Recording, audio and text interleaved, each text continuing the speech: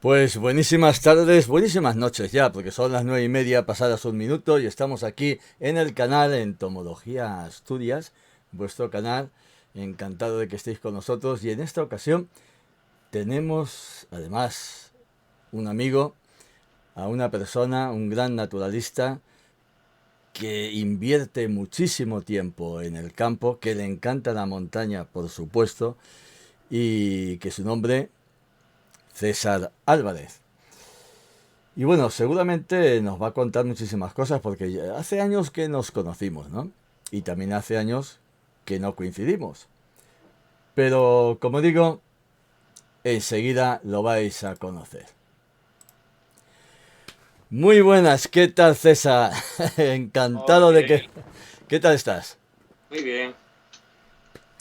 Pues nada, pues aquí agradecerte que hayas aceptado la invitación y bueno, pues aquí estamos, la gente ya está entrando, magnífico y bueno, pues que sabes que esta es tu casa y vamos a charlar un rato, a ver qué cosas nos contamos, que seguro que nos vamos a contar muchísimas cosas, porque cuánto hace que no nos vemos además, es que no sé. Pues unos cuantos añinos, sí. Yo creo que la última vez subimos a muestrear polillas ahí a la cubilla. Ah, Era final de verano, ya estaba fresquín y cayeron pocas cosas. es verdad, sí, sí, Igual sí. hace 10 años, tranquilamente. Pues tranquilamente, es verdad, es verdad. Tengo que volver a subir por ahí, efectivamente, pero que cayó muy poco. También es cierto que es que, digamos que los instrumentos y las lámparas que llevaba en aquel entonces no son las que tengo ahora, ¿eh?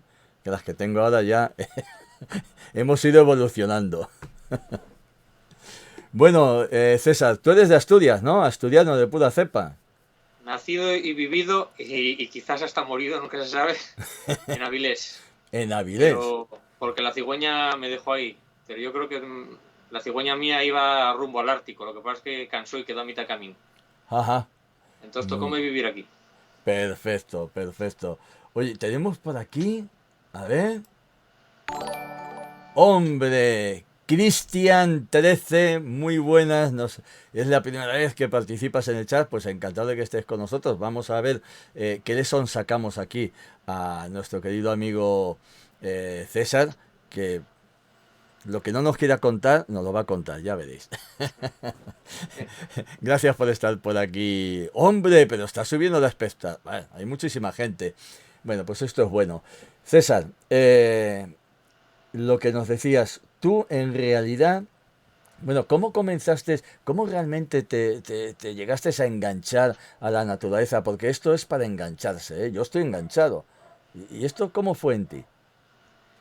Pues mira, lo mío es curioso porque, digamos, yo soy de la generación Félix, Félix Rodríguez de la Fuente, por edad, Hombre, hombre. pero no por documentales. Y te lo voy a decir porque yo muy curioso. Yo era guaje, era muy pequeño, cuando echaban el hombre y la tierra en los 70, y yo lo veía porque era lo único que había por entonces, la única cadena que había, hasta que llegó el UHF, pero era lo que había. Entonces tú tragabas lo que echaran.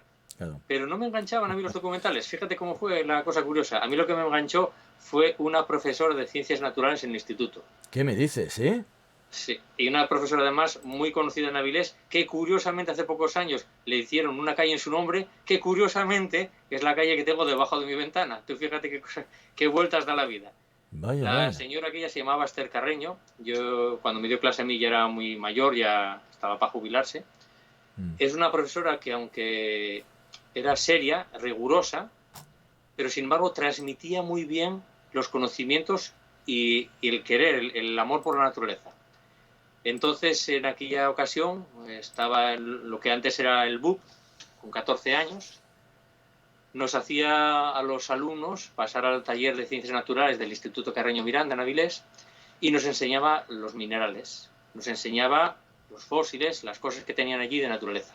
Mm, Y eso ya me empezó a gustar, porque claro. también no deja de tener un cierto afán de coleccionismo. Los guajes de mi época, yo no soy hoy en día, pero había cromos de todo tipo de cosas. Todos los guajes coleccionábamos todo tipo de cosas. Y lo de las piedras, pues era fácil salir al campo y coger piedras. Claro. Pero luego di otro paso más, que es el que me enganchó de verdad, que nos enviaron a hacer un trabajo del instituto, que fue un herbario de las hojas de los árboles. Nos dio un mapín con las especies de los árboles del Parque Ferrera, que es el principal parque que tenemos en Avilés y de los mejores de Asturias. Ajá. Y aquel herbario, que ya te permitió ir conociendo especie por especie de árbol, fue lo que me enganchó. Entonces me pasaba mucho tiempo en ese parque y desde entonces para mí es un lugar importantísimo. El tener ese herbario y esa pequeña colección de rocas y de minerales fue lo que verdaderamente me enganchó. Luego, para entonces, encima, en aquellos tiempos, yo tuve la suerte de vivir justo en el extrarradio de Avilés, en el borde. Aunque Avilés hoy en día no tiene nada que ver con lo que era hace unos años, yo vivía justo donde estaba el campo de fútbol, que por aquel entonces aquello era prado. O sea, mi edificio era el último. A partir de entonces era como vivir en un pueblo, ¿no? Sí, Salías de sí, casa sí, y sí. era todo prados, charca, bosque, vamos, colinas. Ajá. Y entonces todos los guajes del barrio andábamos juntos. Fue lo más parecido a vivir en un pueblo dentro de lo que es una ciudad industrial. Entonces tenías el contacto con la naturaleza y una vez que ya conoces algo es cuando empieza a tirar del hilo y a gustarte más el tema. Y curiosamente entonces en aquellos tiempos había un chaval que empezó a cazar a liga, que por entonces no era legal, pero tampoco estaba tan perseguido como hoy en día. Y cogía pájaros para vender, ¿no? Los típicos verderones, jilgueros, este tipo de pajarillos de fringílidos, ¿no? Y claro, yo ver pajarinos en la mano, un ser vivo en la mano, pues eso te llama mucho la atención también, claro. Y a partir de ahí empezó mi afición con los pájaros. Pero digamos que mi origen, y sigue siendo casi mi principal devoción, son los árboles. Los árboles. Sí. Ajá. Y en concreto, te había pasado una imagen de un negrillo de un olmo, porque para mí es una especie totémica. Sí, la vamos a ver, pero antes, a ver, ¿hay por aquí un eco? No. Pero antes nos dice y nos comenta Cristian 13, dice, yo creo que todos los que amamos a los animales lo llevamos en la sangre, desde bien pequeños. Y es cierto. Oye, y en tu caso, además, en tu caso, todo fue a raíz del colegio, de una profesora. Sí, y tú como fuiste profesor de instituto, sabes bien la Sí, importancia de la educación ambiental y de transmitir a los críos. sí, porque tengo varias experiencias muy gratas, ya estoy jubilado. Se acaba de suscribir alguien por aquí. Hombre, Miguel Olvera. Encantado de que estés por aquí. Muchísimas gracias por tu seguimiento, ¿no? Eh, pues sí, yo he tenido, pues por suerte, varios chavales que ya una vez que son mayores me han venido. Mira, antes de ayer, no, el viernes pasado me vino un chaval que yo le di clases. Oye, pues, ¿qué tal está usted, don Miguel? ¿Qué tal? En fin, bueno, aquello, ¿no? Y te hace muchísima ilusión. Pero cuando te dicen, oye, es que estoy estudiando biología. Qué bien. No, estudio biología gracias a usted. Me quedo, digo, pero ¿y eso? Bueno, y lo más grande fue uno que me vino, ya de esto ya da ya bastantes años, y vino al colegio, bueno, pues ya de mayor, ya con 30 años, y vino pues para poder ver a todos los profesores que le habían dado clase. Y entre ellos estaba yo.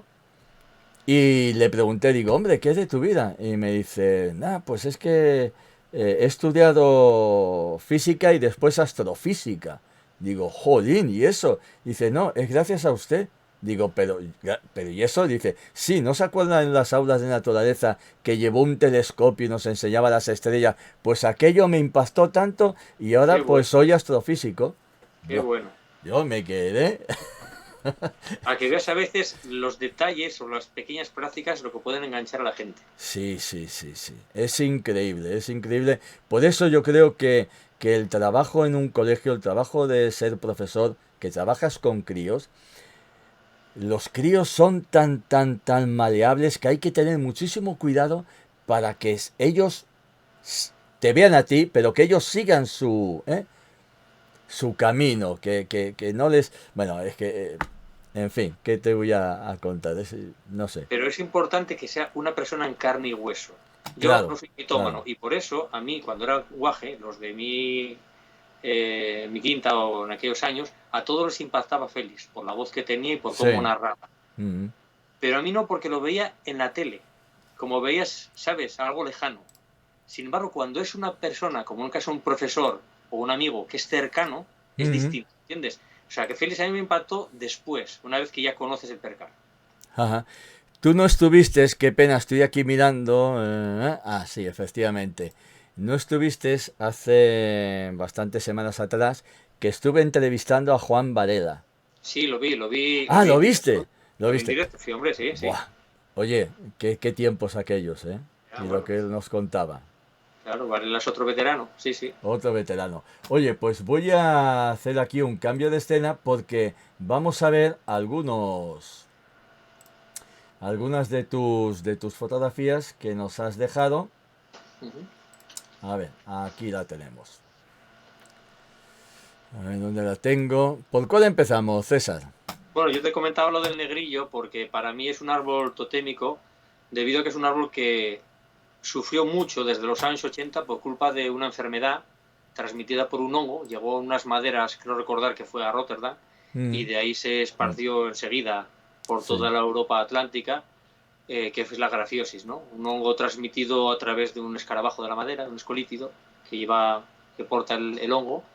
Y aquí en Avilés llegó en el año, creo que fue en el 81, 82, mató a prácticamente todos los olmos, quedaron muy pocos ejemplares, y los pocos ejemplares, unos son resistentes, pero la gran mayoría mueren a lo largo de los años, ¿no? Entonces, la imagen que te había pasado La es de un tenemos, la negrillo, tenemos aquí, la están es de viendo. un negrillo que yo vi nacer, ese negrillo yo lo vi nacer porque Fíjate. estaba enfrente de mi portal, nosotros jugábamos alrededor de él, y cuando llegó a los 30 años, yo sabía la edad porque, como te digo, lo vi nacer, Claro. lo cortaron porque le entró la enfermedad. Ah, qué pena, qué Sí, pena. le entró la enfermedad. Es la imagen que te pasé es del penúltimo año quizás Mm, yo estoy muy concienciado con esa especie porque hago un seguimiento además de los que hay aquí en Avilés. Los pocos ejemplares que quedan en Avilés están en el entorno de la ría, mm, rebrotan, nacen, pero a los pocos años les entra la enfermedad. Los negrillos son clónicos muchas veces, crean bosquetes, pero a partir de un ejemplar madre o padre en este caso, que, que por las raíces crea un montón de hijos en el entorno, ¿no? Que son todos, digamos, tienen el mismo genotipo, son mm. clones, ¿no? Ajá. Pero en cuanto a uno de ellos entra la enfermedad, se transmite y la mayoría suelen empalmar en poco tiempo. No Mm, obstante, siguen todavía sobreviviendo algunos ejemplares. Y ajá. hay uno para mí icónico que está enfrente del centro Niemeyer, en la cola de la Ría de Vilés. Hay un puente de colores, el famoso puente de San Sebastián, Mm, cuyos planos son de Eiffel, el de la famosa torre parisina. Y debajo de ese puente llegó una semilla hace muchos años de un olmo y creció ahí. oh, Ese olmo, cuando salió por debajo de las raíces, por debajo del pilar del puente y pasó por encima del puente, los jardineros lo cortaron. ah, ¿y eso? Pues por la política ambiental que tenemos en los ayuntamientos, en este caso en Avilés, que es nula, no, es bajo cero. No solamente lo cortaron, sino que la supervivencia de la naturaleza hizo que este árbol saliera por el otro lado del puente. Una vez que salió por el otro lado del puente, volvió a subir por encima del muro y volvieron a cortarlo. Pero ellos sabían lo que estaban haciendo, quiero decir, ellos conocían el tipo de árbol para ¿Qué nada. va? ¿Qué va? Aquí la gente, por desgracia, tiene una desidia Mm, total y absoluta. claro. Lo bueno es que ahora el árbol por tercera vez está rebrotando. Jo, qué bárbaro. O sea, Eso eso sí que es es la resistencia resistencia. total y absoluta Sí, ante la degradación que hacemos en las actividades humanas. qué barbaridad, qué Por eso para barbaridad. mí el negrillo, el olmo, es una especie importantísima. Bueno, en León, por ejemplo, bueno, yo creo que fue en toda España. En León también fue una catástrofe. De Hostia. hecho, en la finca que tenemos allí del campamento marianista, donde ahora estoy, pues tengo detectados 3 olmos, pero son como chaparretes pequeños, o sea, parece que no proliferan porque serán de crecimiento lento, pero bueno, siguen vivos, ¿eh? Sí, pero bueno, las grandes olmedas de Castilla desaparecieron ya. Total, sí. Pero lo bueno es que hace ya varias décadas, por lo menos 20 años, creo recordar, que hay investigadores en Madrid, en un centro de investigación en Madrid, que fueron buscando por toda España genotipos resistentes y ya a día de hoy ya tienen unas variedades de olmo resistentes a la grafiosis. Y con esas hay un proyecto para volver a recuperar las olmedas castellanas. Ajá. Oye, pues es un proyecto muy interesante, ¿eh? Sí, Desde luego sí, que sí. sí. Bueno, César, y aparte de la botánica que tanto, bueno, todo lo que sea naturaleza, que tanto nos gusta, yo sé que tu afición a las aves es importante también, ¿no? Bueno, pues como te decía, los primeros bichos que vi eran pajarines, y claro, Claro, eso te por marca, eso, ¿no? claro. Y luego encima, como toda mi familia materna son de aquí, de Aló de Avilés, del pueblo de Llodero, que es pegado a lo que es hoy el monumento natural de Celuán, Pues entonces, claro, yo también de Guaje, pues todo lo que el espacio ese, el entorno de la playa Siagón y Celuán, pues nací ahí. O sea, me formé ahí. Y ya desde chaval, pues fuimos a Celuán a hacer el seguimiento de las aves limícolas, acuáticas. Imagínate, llevamos más de 30 años, en mi caso casi 40 años, haciendo el seguimiento de aves acuáticas en esa zona. Y eso sí, esa base de datos tan enorme que tenemos, hoy en día integrada en el grupo de ornitología Mavea, pues con eso hace unos años hice una tesis doctoral. Tengo tanta información que dicen que daría para varias tesis, pero bueno, yo lo sinteticé algunos de los temas en una de ellas, ¿no? Que la tenemos colgada en la web de Mavea. ¿Podemos enseñar alguna fotografía? Sí, de limícolas te pasé un par de ellas.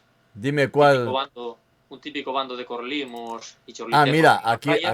aquí los tenemos. Oye, Y luego una aguja colipinta, que es uno de esos limícolas de pico muy largo, que van esto- sondeando por ahí. estos de la playa que estamos viendo, bueno, Sí, ¿qué son? Bueno, hay varias especies, me imagino, ¿no?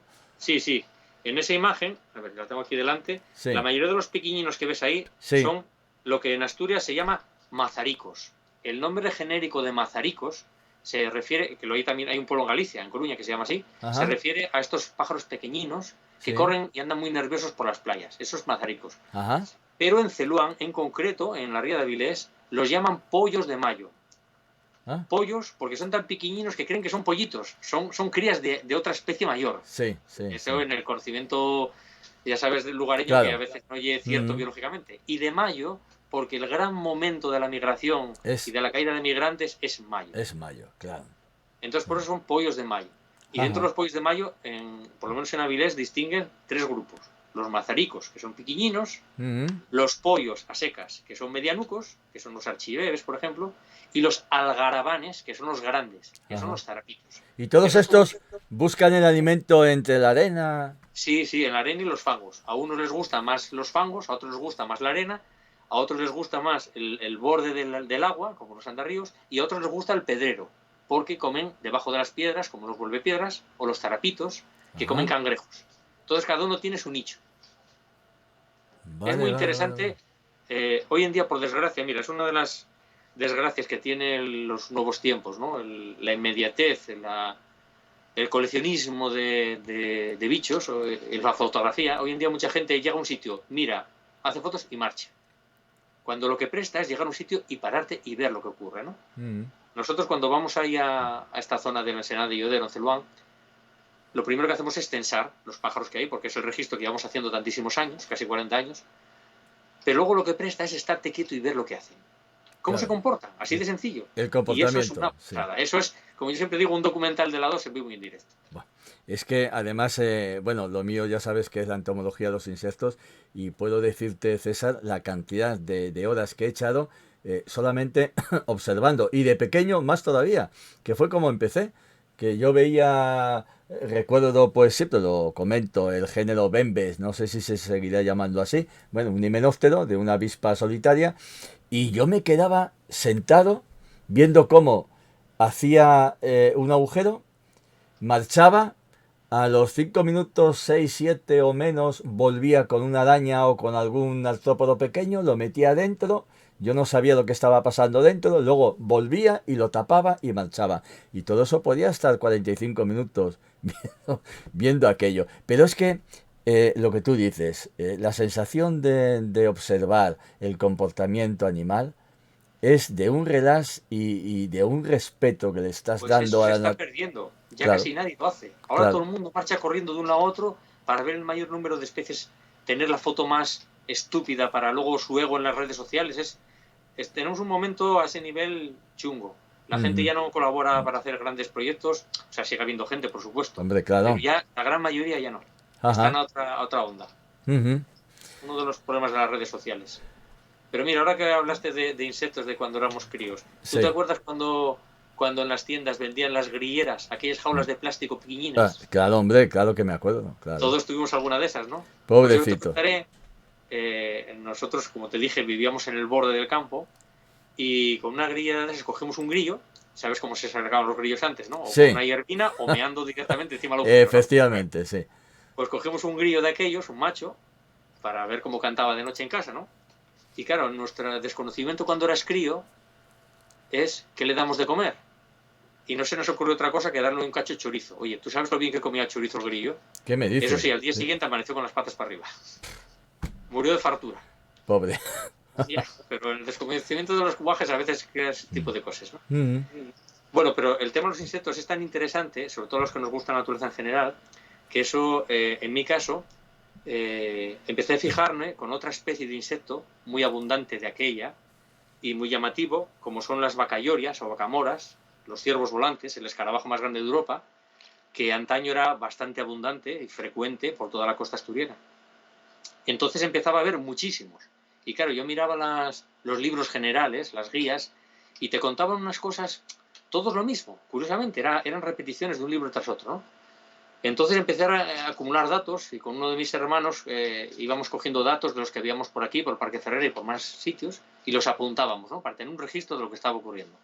Luego ya en la facultad, yo estudié biología en Oviedo, contacté con otro compañero que empezó también a interesarse, Marcos Méndez, que hoy en día es profesor de la Universidad de Rey Juan Carlos, en Móstoles, y él ya desde un punto de vista más científico dijo, con esta información tenemos que hacer algo. Creamos el proyecto Ciervo Volante en el año 93, que luego ya en el cambio de siglo ya fue un grupo de trabajo de la Sociedad Entomológica Aragonesa, la SEA, Sí, buen trabajo. Sí, sí, un grupo de efectivamente. trabajo de lucánidos ibéricos, Eso y es. hoy en día ya no solo lucánidos, hoy en día ha dado un paso a saproxílicos, que son los escarabajos que viven en la madera muerta. Entonces ya se creó ahora una red de trabajo a nivel europeo, que en España coordina mi colega Marcos, ¿no? O sea, esto te voy contando una trayectoria de cómo unos naturalistas empezaron a coger datos y tal. Y esa información que nosotros recopilábamos hace tantos años sirve para conocer hoy en día que han desaparecido las poblaciones dramáticamente, pero dramáticamente. Te voy a poner un caso. Era normal, algunos días en el Parque de Ferrera, encontrar solamente atropellados o pisados en el suelo, porque la gente, sabes que bicho feo lo pisa, te encontrabas hasta 10 ejemplares. 10 ejemplares en un tramo de 100 metros, o sea, algo mínimo. Bueno, desde hace 2 años estamos haciendo una metodología de censo constante al atardecer, que se está haciendo en toda Europa, con ciervos volantes en ese mismo parque, y en todo el verano puedes ver un ejemplar volando. Tú fíjate, ¿Estás hablando dónde? en Avilés, en el En Parque Avilés, Ferrera, sí, el vale, mejor vale, parque de árboles eso es. centenarios que tenemos. Para que la gente lo sepa, sí. Bien. En este parque tenemos varios árboles de 200, 300 años, incluso un árbol, Y que la... es el árbol más viejo de la comarca de Avilés, que es un tejo, que se calcula 450 años. O sea, tiene árboles buenos. Vale. Ni aún así sobrevive el ciervo volante. Y por eso, en el año 2005, encontramos una experiencia en Internet en Alemania que se estaban haciendo las pirámides de madera muerta, que es los árboles que se mueren, cogen la madera, la acumulan y hacen unas pirámides. Te pasé también una imagen de una de ellas, de las que tenemos aquí en Avilés. Desde entonces se mantiene una pirámide en el Parque Ferrera y otra en el Parque de la Magdalena. Algunos años funcionan bien y vemos ciervos volantes en el entorno, y otros años no hay. Pero es que también los ciervos volantes requieren de un grado de putrefacción adecuado. Es decir, la madera tiene que tener un grado de humedad y de podredumbre a partir de los 3, 4, 5 años. Ajá. En esos años son óptimos para el desarrollo de las larvas. Sabes que como larva viven 2, 3, 4 años los ciervos volantes. Pero una vez que esa putrefacción ya es muy grande, al ciervo volante ya no le gusta esa madera. Con lo cual, cuando se desmorona, hay que sustituirlo por otra madera. Es decir, tienes que tener un mantenimiento. Pues a día de hoy, con sus momentos buenos y malos, todavía esas dos pirámides se siguen manteniendo. Ajá. Estamos viendo aquí la imagen de lo que nos estabas comentando, esta pirámide de troncos de madera apilados. Eso es. Sí. Perfecto. Bueno, pues queríamos también ciervos volantes en un terrario que hicimos. Que cogimos pequeñas larvas. Los ciervos volantes no crían solamente en robles o castaños como te ponen los libros, crían una gran variedad de árboles, ¿no? Pero incluso en cercas, en postes de madera de manzano o de cantidad de árboles pueden llegar a criar ahí. Es decir, son muy polífagas, comen gran cantidad de tipos de madera. Entonces nosotros cogimos varias larvas y las criaron para ver cuánto vivían. Y bueno, te he pasado imágenes ahí de larvas, de los nidos que hacen las larvas para luego formar esas pupas, esas crisálidas, donde luego salen los adultos. Y vimos que en aquellos años, pues algunos se desarrollaban en 2 años, otros en 3, algunos en 4, más o menos lo que más venía a decir la bibliografía, ¿no? Y eso nos dio un poco más de conocimiento de la biología de de este insecto, porque te parece mentira, pero todavía, una vez entró el siglo XXI, la mayoría de los libros de naturaleza se repetían unos a otros exactamente los mismos clichés, en algunos casos desde Plinio, desde hace 2000 años, sobre el ciervo volante. Ajá. Hoy en día, por suerte, ya hay más información. Uh-huh. ¿Las crisálidas que hay por aquí, o las ninfas, mejor dicho, son de ellos? Sí. Sí, son Sí, de ellos. Tienes Oye, algunos ahí sí, los de tienen, machos y de hembras. los estoy enseñando. Por cierto, César, Parecen aliens. yo pensaba que solo se alimentaban de la madera del roble. No, de coño. Que va. No. Incluso se les ha encontrado en eucalitales, lo que pasa es que creemos que no comen eucalitos, porque dentro de los eucalitales es muy raro encontrar un eucalital puro. Siempre hay algún castaño, siempre hay algún sauce, algún árbol caducifolio que prospera dentro de los O sea, eucalitales. que me estás Y es ahí diciendo, donde van estos. que me estás diciendo que también el castaño Sí. y también el salis, el sauce. No, y a todos los frutales. No, hay una variedad de, no me acuerdo ahora mismo, pero más de 20 especies conocidas, incluso tuyas, o sea, coníferas, que el ciervo volante puede alimentarse de ellas, sí. ¿Del pino? ¿Sí? Sí. Pues la verdad es que no lo sabía, ¿eh? Lo Sí, del pino, lo otro, sí, se puede, pero lo del pino me has dejado, Sí. fíjate. Bueno, ya la habéis estado viendo perfectamente. Mira, aquí vamos a enseñar un macho y una hembra. Oye, ya no se ven ejemplares tan grandes como antes. Yo recuerdo por Ávila unos ejemplares alucinantes. Qué pena, pero qué pena que en aquellos tiempos no tuviéramos estas cámaras y tal, ¿no? Pero, Claro. y además luego cómo volaban con ese ruido, porque el vuelo es lento el de ellos, era impresionante. A mí siempre Bueno, una supongo que cosa... sabes que es una especie que vuela en vertical, no en horizontal, como la mayoría de los Sí, insectos, no, si es que lo porque veía. tiene unas alas muy pequeñas para su peso. Claro, Lo que le hace es que no puede mantener el vuelo en horizontal y entonces, por culpa de que le pesa tanto la barriga, tiene que volar en vertical. Efectivamente. ¿Y qué pasa? Que como vuela en vertical, tiene esas mandíbulas que parecen dos cuernos, Sí. pues entonces la gente le asusta porque dice que viene ahí un demonio, ¿no? Encima, como en asturiano se llama principalmente vaca lloria, vaca por los cuernos, digamos, y lloria porque en asturiano ayoriao es atontado. Es una persona que va devalando, va de un lado para otro, sin rumbo. Y entonces estas vacas ayoriadas a veces se te ponen encima, porque a mí me tiene pasado, mucha gente se aterrizan mal, digamos, ¿no? Sí, no, Y entonces, aterrizan claro, mal. pega un susto del copón. Yo... Y como mucha gente ve una especie de bicho negro con cuernos, eso es el demonio. Es más, en Cangas de Onís hubo gente local que me dijeron que se lo llamaban diablo y demonio a ese ciervo volante. O sea, la cultura popular ya sabes que a veces para los bichos es muy negativa.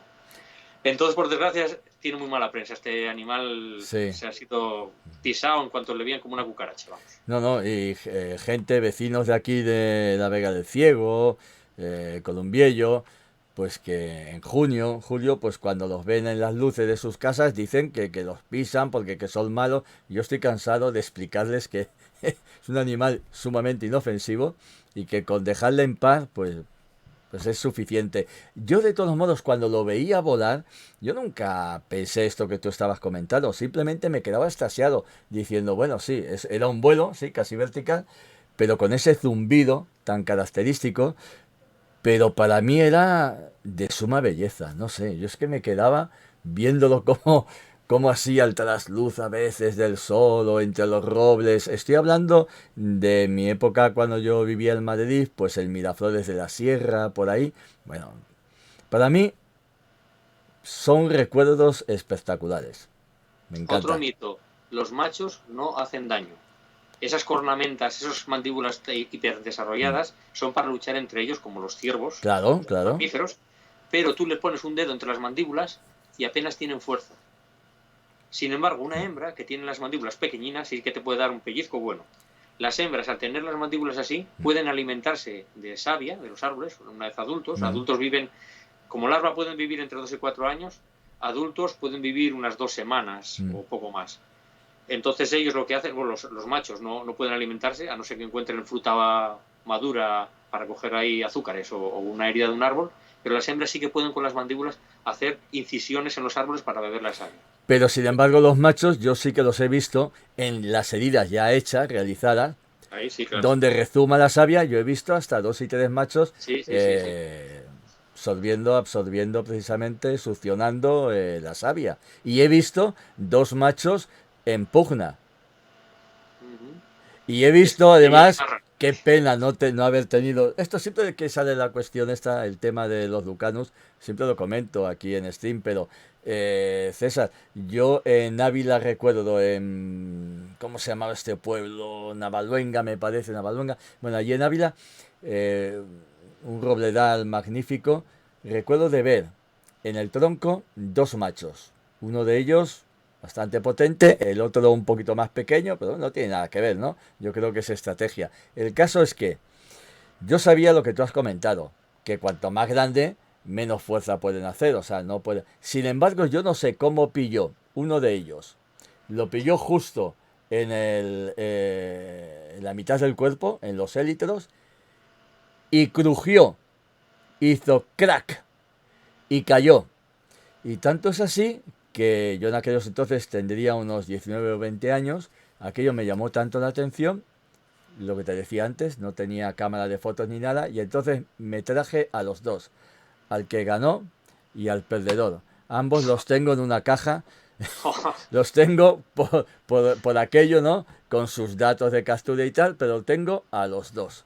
Con la hendidura, porque crujió, ¿eh? Rompió el élitro. Una cosa que me llamó mucho la atención. Y es más, es que si coges, lo tengo en la caja de muestras, si coges el agresor, los dientes, no son dientes, bueno, la protuberancia que sale de una de las hipermandíbulas encaja perfectamente. Es que fue él porque lo vi yo. Increíble, ¿eh? Te voy a desmontar otro mito, A el ver, de que solamente hay ciervos volantes en los grandes robledales. Cualquier libro que leas de Muniellos, aparte del oso y el urgallo, te pone que uno de los principales representantes es el ciervo volante. claro. No hay ciervos volantes en Muniellos. Abajo en Tablizas, Ah, abajo en el valle, sí te lo puedes encontrar. Arriba en el entonces, monte, no. pero, Porque tiene un límite altitudinal. pero es error y no lo, no sé, ¿y Bueno, cómo? pues porque, como te digo, hay errores que se perpetúan desde Plinio, desde hace 2000 años. Y uno de ellos es que este bicho vive donde hay robles y los robles ¿dónde están hoy en día? En la montaña, Ya, las masas de roble. pero Pues no, ni de coña. pero No no, les gusta no les gusta la montaña y el frío a este bicho. pero Yo no ahí lo, no sé. en el Tuconcello, en Lena, Sí. precisamente este verano lo encontré todavía un poco más arriba de los pontones y Mm. estamos hablando de unos 600 metros de altura. Por encima de ese nivel de altura yo nunca lo encontré, aunque sí hay alguna cita, creo recordar, que a 700 y pico metros o 800. Yo Pero es el, decir, montaña, no. no, no, el Lucano Cervus, yo lo más que lo he visto por Columbiello, en Felgueras, te hablo de 400 metros, 400 y pico por ahí, pero no más, no más es lo que he visto. De todos modos, es que yo no sé quién se deja asesorar o por quiénes se asesoran.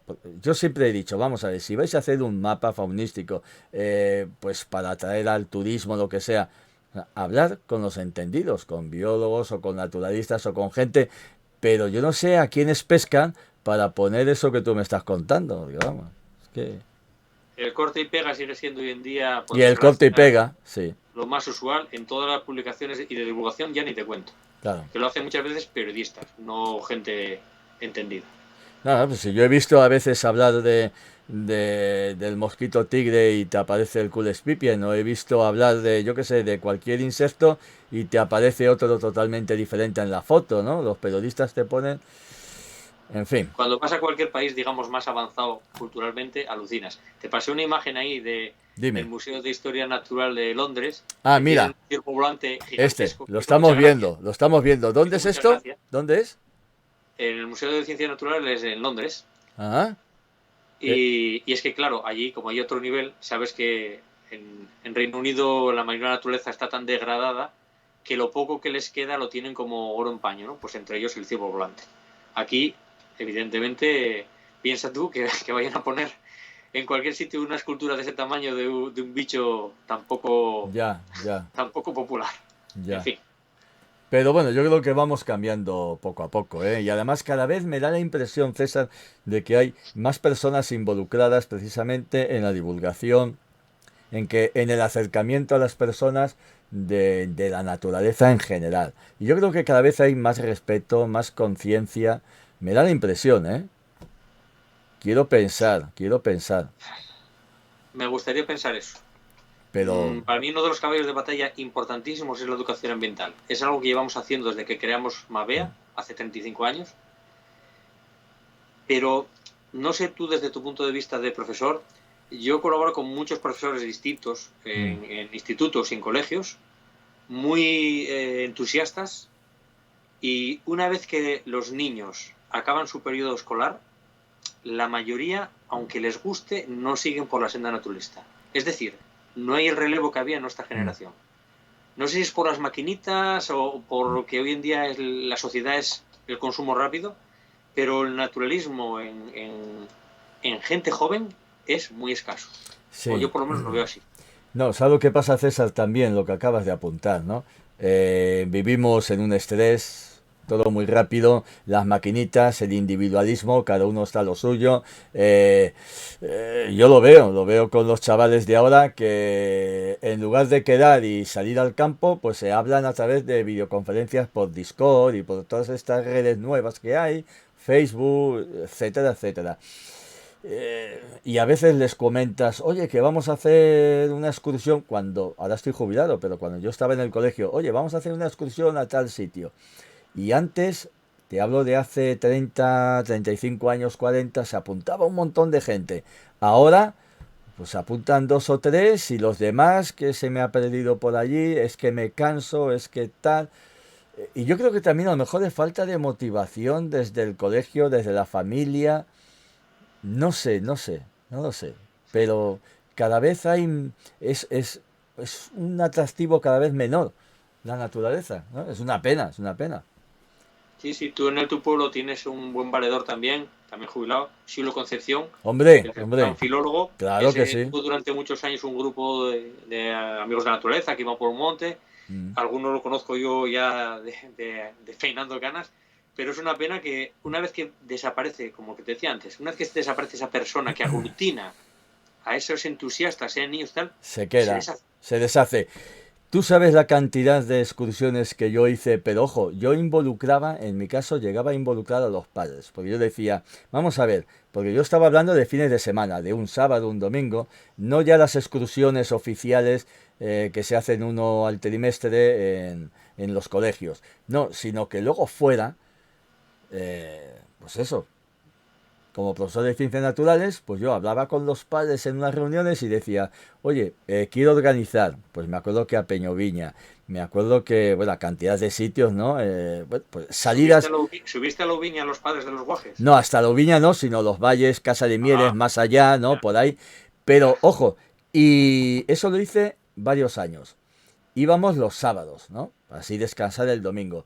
Pues yo llegaba como mucho a 6, 7 chavales con sus respectivos padres, porque yo quería involucrar a los padres. Entonces venían, a veces venía el papá y la mamá, y a veces venía solo la mamá o solo el papá, pero que, y eso sí, con varios coches, porque claro, era una cuestión nuestra solamente. Entonces yo les decía, oiga, esto es una cosa mía, entonces bueno, vamos a ver, con vuestro permiso y con vuestra ayuda. Entonces necesitamos varios coches para ir con los chavales tranquilamente. Y organizábamos unas excursiones, pero ahora mismo esto ya no se hace. Ya murió. Yo Y creo que lo metes ahora a un padre o una madre.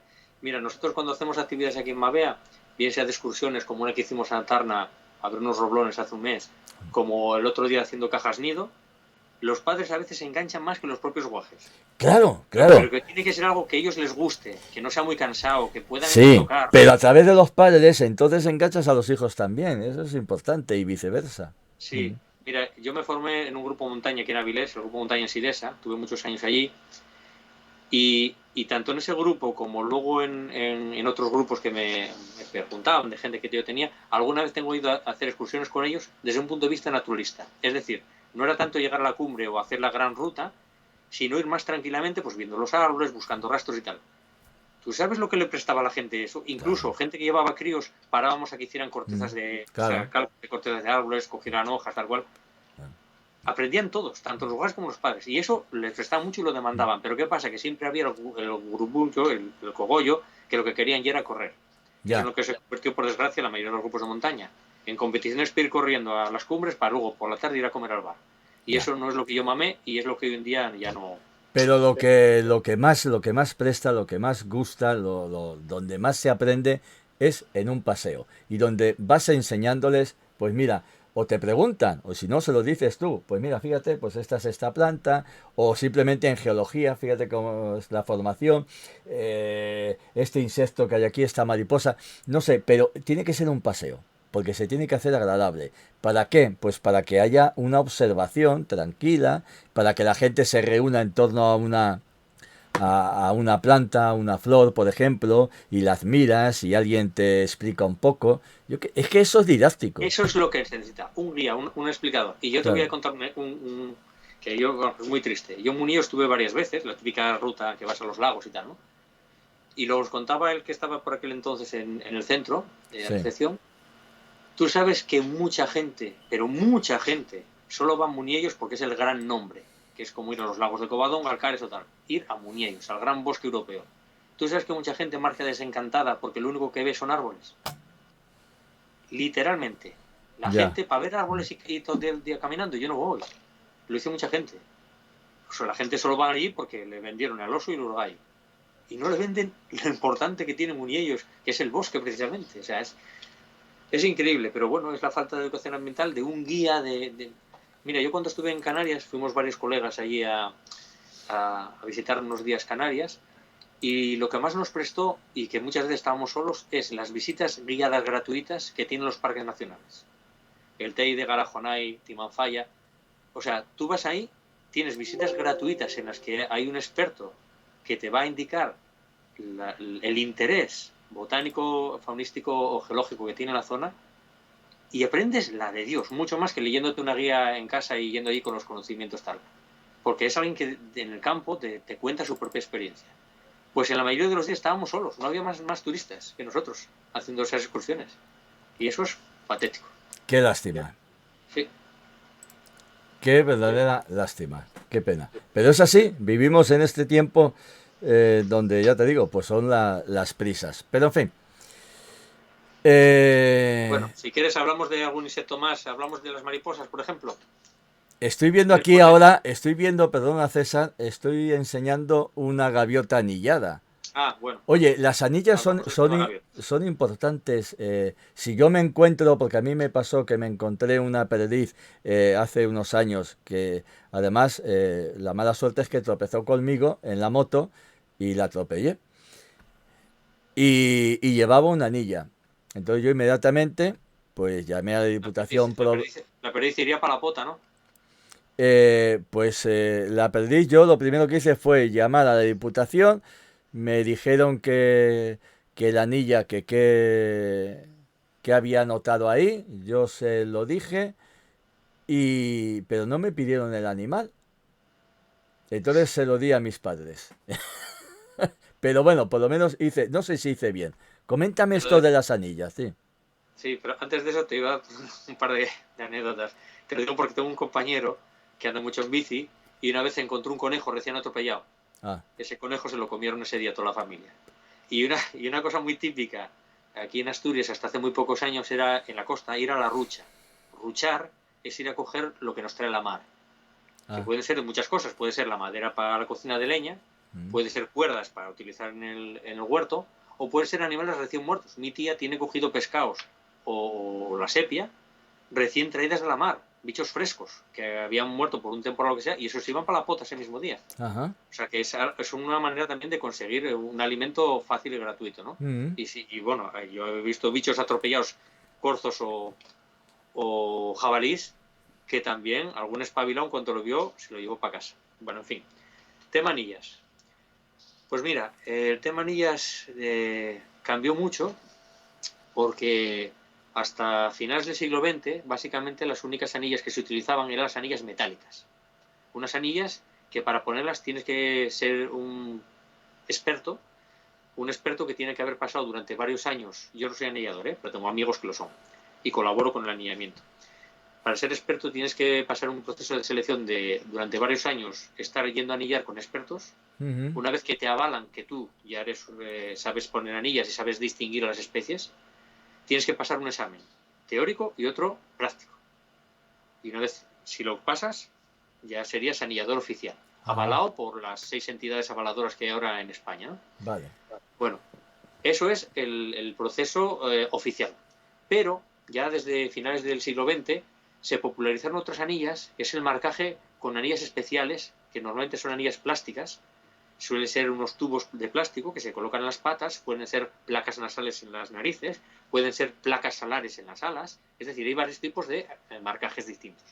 Para este tipo de marcajes normalmente solo necesitas el permiso de la comunidad autónoma. Nosotros aquí en Asturias, cuando hace 20 años empezamos a anillar gaviotas patiamarillas, que es la gaviota que cría por toda la costa y por los tellados, lo hacíamos con un anillador oficial, poníamos la metálica, pero también una plástica, y para ello contábamos con el permiso de la Consejería de Medio Ambiente asturiana. Desde hace años que el anillador oficial se dio de baja, entonces ya no ponemos la metálica y solo ponemos la plástica. ¿Qué hay que hacer para anillar con anilla plástica? Lo primero que tienes que hacer es que tu programa sea único, y para ello tienes que contactar con el coordinador internacional. El coordinador internacional de gaviotas grandes es un británico, un galés que nosotros conocemos, y fue el que nos dijo, oye, queremos anillar aquí en Asturias, ¿qué nos propones? ¿Qué color nos propones y qué dígitos? Y nos dijo, mira, yo os propongo esto y este tipo de combinación. Nos pareció bien, y desde entonces, aquí en Asturias, cualquier persona que vea una gaviota patiamarilla con anilla negra, 4 dígitos, y el primer dígito la letra A, y una gaviota nuestra. Ajá. ¿Cómo nos envía el dato ese? Pues muy sencillo. Hay una web que coordina, en esa web están todos los programas de anillamiento de Europa, todos, de anillamiento con color. Entonces tú pones ahí el nombre científico o el nombre en inglés del pájaro en cuestión, en este caso la gaviota patiamarilla o Larus michaelis, el tipo de marcaje, anilla de color, negra, con dígitos, ¿no? Y te sale ya el correo, la persona que lo anilla y el correo electrónico. En este caso, coordinación@mavea.org. Nos envían un correo ahí, entonces desde hace unos años lo estoy tramitando yo, antes lo tramitaba el otro compañero Isolino, y entonces enviamos todo el historial, una ficha con todo el historial, es decir, todas las observaciones que tiene ese pájaro. Hace 2 días, en Sisión, en el Centro de Cultura Antiguo Instituto, dimos una charla, resumen de estos 20 años, que la tenemos ya colgada en internet, en Entorno Mavea YouTube, en la que contamos para qué sirve el anillamiento durante tantos años. Es decir, lo que sabemos de supervivencia y longevidad, lo que sabemos de cómo se mueven las gaviotas, lo que sabemos de plumajes, lo que sabemos de cómo se alimentan. Es decir, a lo largo de estos años hemos acumulado una cantidad de información importantísima para conocer biología y ecología de la gaviota. Y eso lo hemos expuesto, ya te digo, cualquiera que entre en Entorno Mavea YouTube puede ver la charla y ver lo que se puede conseguir gracias al anillamiento. Ajá. ¿Y dónde dices? En este hueco de YouTube se llama Entorno Mavea, todo junto. Entorno Mavea, YouTube. Entorno Mavea. Ahí colgamos todas las charlas, y la última que colgamos, que fue ayer mismo, fue esta de 20 años anillando gaviotas. Entonces la gente, tú date cuenta que a lo largo de estos 20 años casi 500 personas, 400 y muchas, han colaborado aportando información o fotos. Eso significa mucha gente. Y eso significa que tenemos muchos datos, muchos miles de datos acumulados, y con esos datos la gente puede ver que se pueden hacer cosas chulas. Muy bien, pues perfecto. Entonces, yo hice bien cuando llamé. Sí, tú Sí. cuando encuentras una anilla, lo primero que tienes que hacer es dar el dato a la consejería del entorno, ¿no? Si es en Valladolid o en León, pues a la Junta de Castilla y León te pones en contacto, tal. Si no, el organismo que lo centraliza aquí en España, que es la sociedad, bueno, la estación de anillamiento que la lleva la Sociedad Española de Ornitología, tú lo buscas por internet y tienes ahí el contacto, entonces envías, oye, en tal sitio encontré tal bicho y tenía esta anilla, que pone Ministerio de Agricultura, o si es de las anillas antiguas, Icona y tal, y este número. Ese número es importante porque es el DNI del pájaro, Claro. que te van a contar dónde se anilló y si tiene algún dato más, claro. Y claro, sirve también pues para registrar, mejor dicho, los vuelos y, ¿no? Por Claro, dónde se sabemos. mueven. Mira, con esto de las gaviotas patiamarillas podemos hacer algo muy interesante. Resulta que en el año 97 se publicó en la revista científica de la Sociedad Española de Ornitología, en Ardeola, se publicó un estudio hecho con 44 anillas metálicas de gaviotas patiamarillas asturianas. Y daba que esas gaviotas apenas salían de Asturias. Unas pocas iban para el interior del Golfo de Vizcaya, pero la mayoría eran sedentarias. Bueno, con estos miles de datos que tenemos nosotros acumulados de estas anillas plásticas, que no necesitas coger al pájaro porque lo ves con prismáticos o con telescopios, Claro, claro. sabemos que las gaviotas asturianas se mueven de forma frecuente entre Oporto, el norte de Portugal, toda la costa gallega, asturiana, cántabra y vasca, hasta el sur de Francia. Eso es el área normal de distribución de las gaviotas asturianas. Fíjate. Incluso sí. tenemos 3 datos que son anecdóticos, que están fuera de zona. Uno en Gales, otro en Normandía, norte de Francia, y otro en Girona. ¿Cómo llegó a Girona? Pues las gaviotas catalanas, no sé si sabes que el mar Mediterráneo es mucho menos productivo que el Atlántico y el Cantábrico, ¿no? Es decir, los pájaros que crían allí, las aves marinas que crían allí, cuando acaba la época de cría en verano, se van porque hay muy poca comida. Hay más población porque hay los pollos más los adultos. Y lo que tienen que hacer es marchar del Mediterráneo, ir a alimentarse al Atlántico. Eso lo hacen muchas aves marinas. ¿Qué rutas siguen las del Golfo de León, sur de Francia o Cataluña? Siguen los grandes ríos. Girona, salen por Loira o en España por el Ebro. Entonces siguen los ríos, se van al Cantábrico y del Cantábrico se desplazan sobre todo al oeste. Ajá. ¿Hacia dónde se mueven la mayoría de las gaviotas asturianas? Y en los últimos años se están moviendo más que hace 20 años. Se mueven hacia Galicia. ¿Por qué? Porque quizás el Atlántico, sabemos por los bancos de marisqueo, ¿no?, y de pesca, la parte atlántica es más rica, más productiva que la parte cantábrica.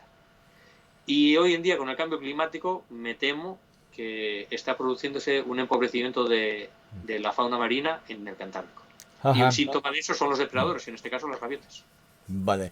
César, vamos a dar la bienvenida a Silvino Corredero, que se acaba de instalarse aquí, de seguirnos. Es muy colega Silvino, es un gran compañero. Pues muchísimas gracias por estar aquí, espero que este canal sea de tu agrado. Y bueno, pues aquí estamos con tu colega también, César, que nos está contando una cantidad de cosas que desconocíamos. Y qué importante, hablando del conocimiento, qué importante es conocer la naturaleza para respetarla. O sea, y para no tenerla miedo, para acercarnos a ella. Es que es sumamente fundamental. Hay una palabra importantísima. Sí. ¿Cuál es? La palabra importantísima. Para cualquier naturalista. La inquietud. Bueno. Querer conocer. Efectivamente, eso siempre lo he dicho. Ganas por interpretar lo que tienes en el entorno. Eso siempre lo he dicho a mis alumnos, efectivamente. Si es no lo que nos interés, mueve. No, es el motor, César. Claro, es el motor. Es decir, yo puedo ver una paloma volar y decir, mira, la paloma vuela, es normal que vuele. Bueno, pero si no me pregunto por qué lo hace, ese interés, esa inquietud, esas ganas de conocer, si es que es el motor, efectivamente. Y mira, una cosa que me está prestando mucho, desde hace 12 años tengo una cabaña con una pequeña finca ahí en el Tuconcello, ahí para las Ubiñas, y desde entonces estoy haciendo un listado de la biodiversidad que veo en esa zona, en ese valle. Pues resulta que gracias a la plataforma Biodiversidad Virtual, en la que hay expertos en todas las ramas biológicas y a veces también geológicas y de otros aspectos, se suben fotos y nos van identificando que la especie en muchos casos, ¿no?, cuando se puede identificar, que en otras veces se llegan a más a género, no pueden decir nada. Es una plataforma muy amplia, además. Sí, sí. Pues gracias a eso estoy haciendo un listado de biodiversidad interesantísimo. Tú fíjate que en una finca que tiene 2 hectáreas llevo ya registradas más de 150 especies de hongos. Si dicen que por cada especie de planta terrestre hay entre 6 y 10 especies de hongos, es que estoy todavía rascando la superficie de la biodiversidad que hay ahí. ¡Qué bárbaro! De insectos tengo varios cientos, pero es que en realidad es una ínfima parte de lo que en realidad va ahí. O sea, todo eso, cuando tienes interés en conocer lo que hay ahí año tras año, ya no solamente por las listas que vas haciendo, sino porque vas incrementando muchísimo el conocimiento tuyo y luego, si lo difundes, pues mucho mejor, claro. Ajá. Acabas de mencionar biodiversidad virtual, que antes era Insectarium Virtual, me parece, hace muchos años, y que yo creo que hay una conexión en cuanto al momento en que tú y yo nos conocimos. Abril de 2003. ¿Y qué pasó en Tú abril del... contactaste, no me acuerdo cómo fue, pero tú contactaste con el proyecto Ciervo Volante, no sé si fue a través de la SEA o Sí, no, contacté a través, o no sé si fue directamente, contacté porque quería, y de hecho vino alguien, o fuiste tú, que Yo dio fui yo el que fui yo. el que diste la charla, ¿no? Sí, sí. Efectivamente. Tú Exactamente. organizaste unas jornadas en el Hotel Santa Cristina, ahí en Elena, cerca de la iglesia prerrománica Dos de días, Santa sí, Cristina, sí. y yo fui Contacté para allá un día. contigo. Sí, fui para allá un día hace ahora 18 años Mm. y os conté de lo que estábamos haciendo en aquel entonces en el proyecto Ciervo Volante. En la página web de entomología.net, efectivamente, pues lo tengo. Año 2003, cuando era insectario virtual, estaba empezando a nacer biodiversidad virtual, digamos. Sí, Sí, sí. sí, sí, sí, Hacía mucho sí. tiempo. Mucho. Estoy buscando por aquí. No tengo. Ay, no tengo. Bueno, nada. Pues sí, sí, hace bastante tiempo. Y efectivamente yo guardo tu charla precisamente y tus fotos porque me enviaste cosas en un CD, no sé cómo fue, pero yo No me todo acuerdo. eso, de todos los ponentes, yo todo lo tengo. Además, ¿sabes dónde? Aquí, en este cajón. Todavía está. Muy bien, muy bien. Ahí está. Oye, Luego tuvimos otro contacto muy bueno con tus fásmidos, con tus insectos palo. sí, pero perdona un momento. Sí, vamos a hablar de ello. Gigo05, ¿qué tal, Gigo? ¿Cómo está? Oye, que nos dices en qué consiste ese proyecto. ¿Qué proyecto? Es que no sé, ¿a qué proyecto te refieres, Gigo? Lo de ciervo volante será, que acabamos de comentar. A ver, si nos contesta que siempre hay un retardo pequeño.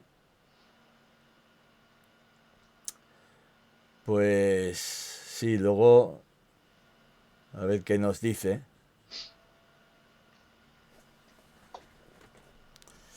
Será el proyecto Ciervo Volante, porque es el último que hemos hablado y no más. Bueno, mientras nos contesta, tú y yo hicimos una cosita. Ah, sí, nos dice, perdona, acaba. Ah, vale. Dice que acaba de meter un gol de los Osasuna. Claro, Ah, está las dos cosas. Dios mío, Dios mío. por Dios. Oh, Dios. Fútbol Ah, no. el proyecto Ciervo Volante, nos dice, digo. Ay, Dios. El proyecto Ciervo Volante, ¿en qué consiste? Bueno, pues oye, coméntanos un poco. Pues el proyecto Ciervo Volante nació de un grupo de naturalistas asturianos para, para intentar, digamos, dar una puesta al día de los conocimientos sobre la biología y ecología del ciervo volante.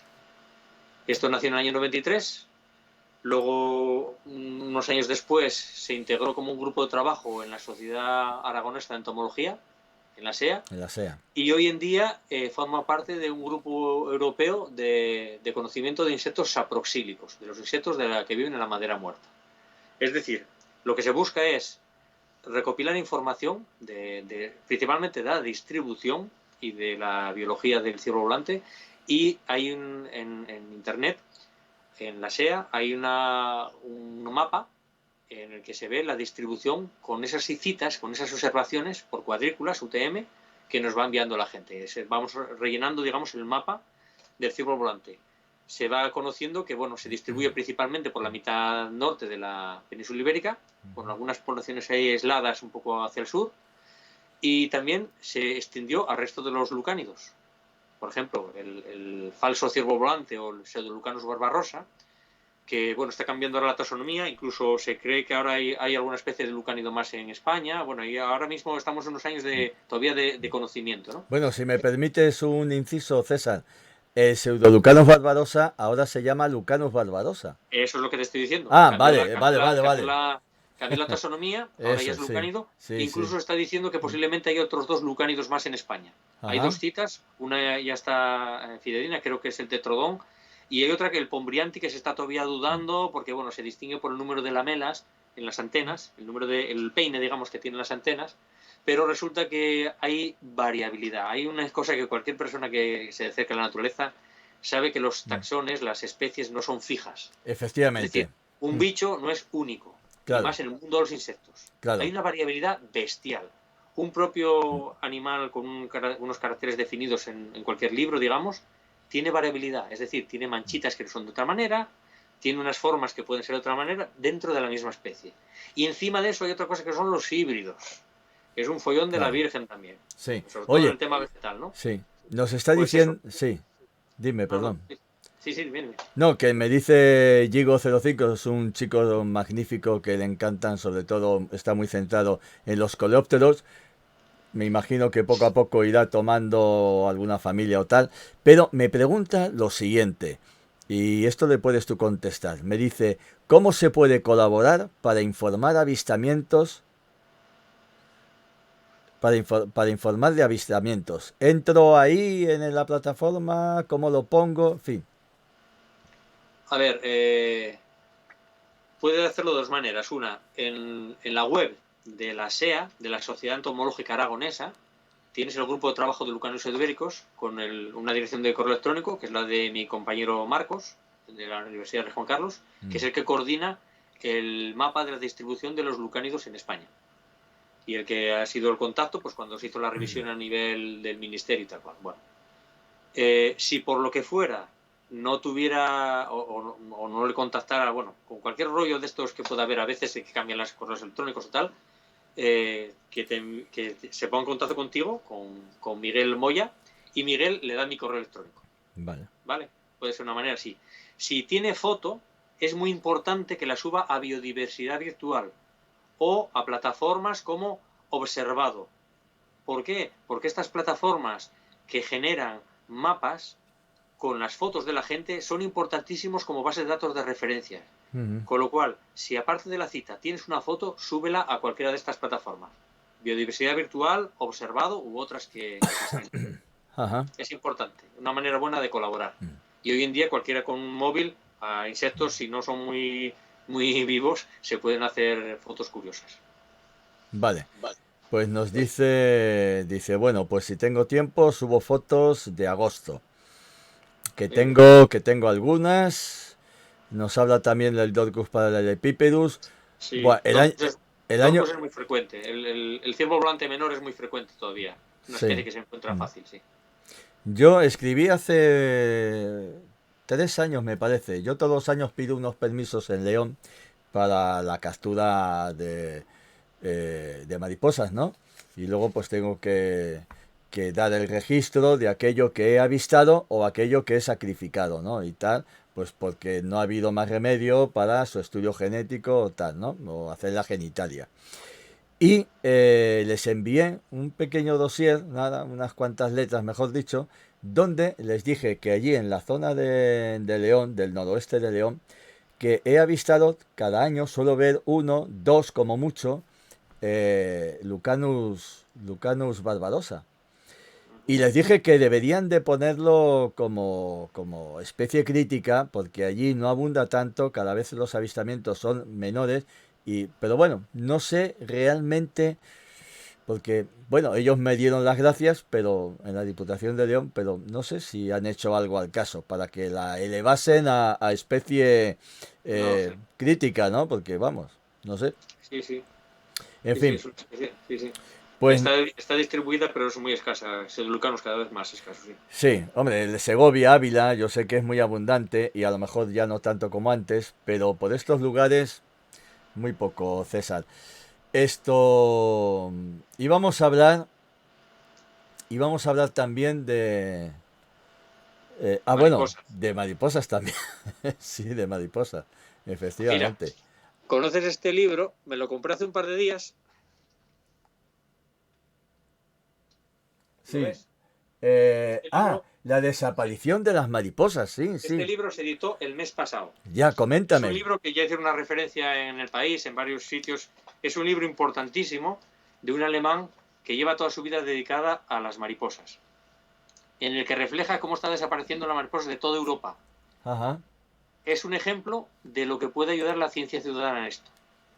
Y yo desde hace 4 años estoy colaborando con BMS, con el Butterfly Monitor Scheme, que es la entidad, el proyecto europeo para el seguimiento de las mariposas como bioindicadores del cambio de los hábitats, ¿no? Ajá. Y es importantísimo colaborar aquí. Enséñalo otra vez, que ahora ya te vemos más en grande. Ahí está, sí lo conozco, la desaparición de las mariposas, de Este Joseph libro Henko. todavía no lo pude leer, pero es algo importantísimo de cara a conocer cómo están desapareciendo los insectos y, como te digo, como importante por su papel de bioindicadores. Porque desde luego, hombre, su papel de bioindicador, eso chapó, quiero decir que eso es así, todo el mundo lo tiene que saber. Pero vamos a ver, su desaparición no solamente es por el cambio climático, yo creo que nosotros también tenemos mucho que ver, porque los desplazamos de sus hábitats. ¿Cómo los desplazamos? Pues talando árboles, quizás pues construyendo en exceso pues chalés en el campo por ahí, masificándonos. Yo creo que de todo eso a veces se habla poco y es fundamental. La destrucción del hábitat es la principal causa, en general, de la pérdida de biodiversidad a nivel mundial. Pero en Claro, el caso de los insectos es muy importante también los pesticidas, los químicos. también. Que a pesar del famoso libro Primavera Silenciosa del año 60 de Rachel Carson, aquí seguimos igual. Mira el tema del glifosato, que todavía están dando vueltas hoy en día, si prolongar el uso tal, es Ya. acojonante. En cualquier pueblo ves a la gente echando los químicos en cualquier sebe, en cualquier sitio, ¿no? Y eso acaba en la cadena trófica de los insectos. Es que yo todavía, a veces en algunos pueblos, cuando voy por ahí, pues veo que sacan cantidades de cucho. Para los que no lo sepan, el cucho aquí en Asturias, yo me enteré cuando vine, es el estiércol, ¿no? Que sacan de las vacas, del ganado. Bueno, pues sacan, ¿qué te voy yo a decir? Tú lo habrás visto mejor que yo, montañas de estiércol. Y con una manguera, con un chorro muy fuerte en la base, lo van encauzando para que llegue todo eso al río. Entonces tú no les explicas, les dices, Dios mío, pero es que mancha usted. No, si las aguas lo limpian todo. Pero las aguas lo limpiarán, pero nosotros lo que ensuciamos son las aguas. Bueno, y esto es difícil de concienciar porque es una cosa que se ha hecho durante años y años y años, familia tras familia. Claro, es muy complicado. A un abuelo, a una persona muy mayor es complicado. Por desgracia, a una persona ya de cierta edad no le cambias la mentalidad. Claro, No, claro. no, hasta que no esté ahogado en su propia mierda, literal, Mm. no actúan. Es así. Claro. Me dice Cristian 13, dice, ¿creéis que desplazamos también a los insectos por las ondas que producen los aparatos eléctricos? Eso siento decirlo porque hay mucho conspiranoico con ese tema. Hay estudios científicos que demuestran que no, que las interacciones que se hacen hoy en día con los aparatos electromagnéticos no afectan a los insectos. Por mucho que digan que las antenas con las abejas y tal cual, hay muchos estudios que demuestran que no es así. A pesar de que nosotros quisiéramos creer que no es bueno tener los aparatos todo el día pegados a las orejas y todo el rollo, ¿no? El nivel de frecuencias a día de hoy, los estudios científicos que hay, es que no inciden en el desarrollo biológico de los animales. Vale. A día de hoy. Ajá. Otra cosa es que en el futuro se encuentre otra investigación que demuestre lo contrario. Pero a día de hoy, aunque hay algunas investigaciones que parece que indican que los estudios científicos, por lo menos los que están publicados en revistas científicas, indican que la contaminación electromagnética no es la causa de tumores o de problemas con los insectos. Ujú. Esos problemas hay que Perfecto. buscarlos en los pesticidas y en la pérdida de hábitat. Sí, Yigo nos está contando, dice que efectivamente que es así, que el efecto es nulo. En fin, según los últimos estudios y trabajos que hay. ¿Qué más me cuenta? Dice, yo casi... Vale, perfecto. Bueno, ¿Quieres poner el vídeo este para que la gente vea cómo se hace un censo de mariposas? que conste que yo no sé si existe o no la telepatía, creo que sí, pero se lo iba a decir en este momento a César y me ha pillado. O sea, es que César y yo tenemos una cierta sintonía a distancia. Pues sí, oye, lo estuve viendo y me gustó. Y cortín, dura 1 minuto y pico nada más.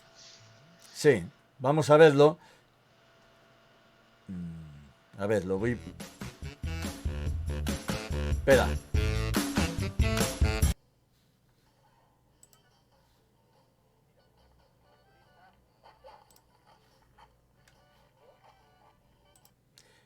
A ver, un momento. Es que se me adelantó el vídeo y ahora vamos a empezar a verlo. Bueno, antes explicamos o lo explicamos después. Bueno, vamos a ver primero el vídeo y después hablamos de lo que es...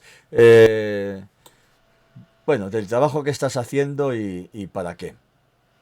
Venga, voy a ello. Muy bien. Ahí lo tenemos.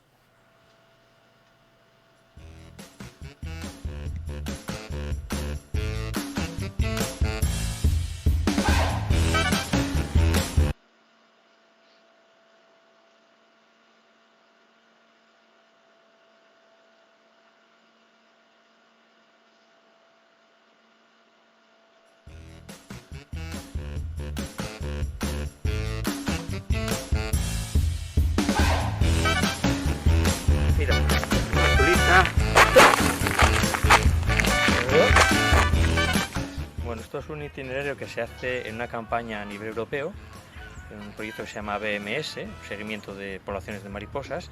Entonces, este es un itinerario que tiene poco más de 1 kilómetro, casi 1,5 kilómetros, y lo que vamos a hacer es hacer el recorrido viendo qué tipo de mariposas hay. Salen todas las generaciones nuevas. Aquí en esta zona hay mucha flor. Tiene ahora fruto, pero las hojas es lo que comen las larvas de la limonera. La metodología consiste en ir caminando despacio, ir identificando las mariposas, si no las conoces a simple vista, pues con la red.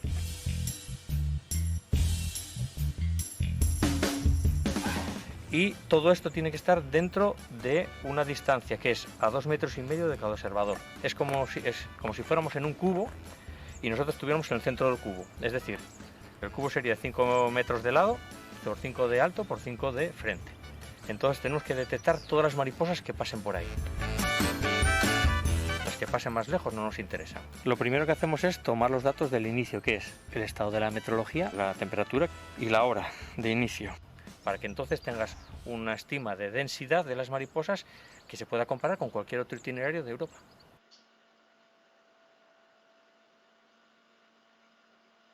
Pues ya está, muy bien. Ya lo acabamos de ver. Oye, ese itinerario, un itinerario a través de un camino, un itinerario más o menos lineal, ¿no? Es lo que denominamos transecto, ¿no? Ujú. El transecto es un itinerario que requiere una metodología, según la especie que vayáis a trabajar o el grupo de especies, una metodología específica. Esta en concreto la diseñó un investigador Pollard hace ya un montón de décadas y que precisamente, curiosamente, ya lo usábamos nosotros hace años con el ciervo volante y desde hace unos años pues también con mariposas.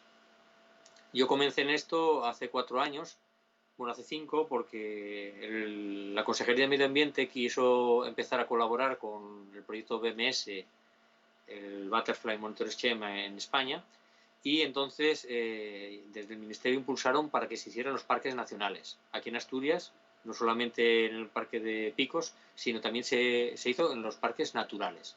Entonces, yo como soy el representante ecologista en el Parque de las Ubiñas, el director del parque contactó conmigo por si quería animarme a esta historia. Entonces hicieron una reunión en Oviedo a la que fueron muchos miembros de la guardería y algunos naturalistas, entre los que yo estuve, y me gustó la historia. Yo de mariposas conocía lo justo, pero para empezar con estas cosas tuve que ponerme las pilas, claro. Y es la mejor manera de aprender, Desde luego. dedicándote a ello. Comprando un caza y un caza mariposas y andando con la guía que hizo Hugo Mortera, la de Mariposas de Asturias, mariposas diurnas, pues una manera muy buena de acercarte a ellas, ¿no? Y aprender. Y entonces ya llevamos 4 años en las Ubiñas, en los itinerarios del Alto del Huerna. Tenemos uno ahí entre Tuiza y el camín de Almecín y otro en la Bachota, arriba por todo del Alto del Palo para allá. Y luego hay otros en otros concellos. Y aparte de eso, yo hice un itinerario para uno más cerca de casa, en la península de Nieva, en la desembocadura de la Ría de Avilés. Y con ese llevo 3 años. Entonces, bueno, son pocos añinos, pero ya vamos viendo algunas cosinas de cenología, de cómo varían las poblaciones de un año para otro. Son muy pocos años, claro, evidentemente los catalanes llevan décadas, los alemanes o los ingleses llevan muchísimos años y ya tienen mucha más información, o los holandeses. Pero bueno, en algún año hay que empezar, ¿no?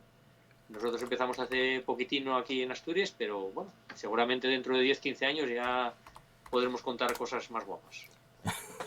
Todo es empezar y... Claro. Claro. Vamos a ver, estaba yo por aquí buscando porque no lo conozco ahora mismo. Porque nos comenta Diego. Ah, vale, vale, sí, es un carábido. Este carábido no es de aquí porque no me suena el nombre. No sé. Nos dice que lo que más se nota en cuanto a su desaparición son aquellos insectos que se atraen por el fuego. Esto no lo entiendo, será por la luz. Como el Pterochicus quadriflobealatus. Si nos quieres comentar algo más, Diego, al respecto, porque no he entendido muy bien. Yo esa especie no la conozco, no sé lo que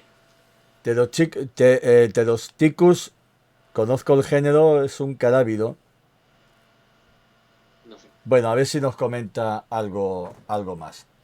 Hoy en día se está dando mucho hincapié no solo en las mariposas, sino también en las libélulas, como también bioindicadores de la pérdida de los humedales. Claro, efectivamente, sí. Hay muchísimos. Ahora nos dice, no se alimentan o crían en zonas quemadas. Ah, no, que se alimentan en zonas o que crían en zonas quemadas.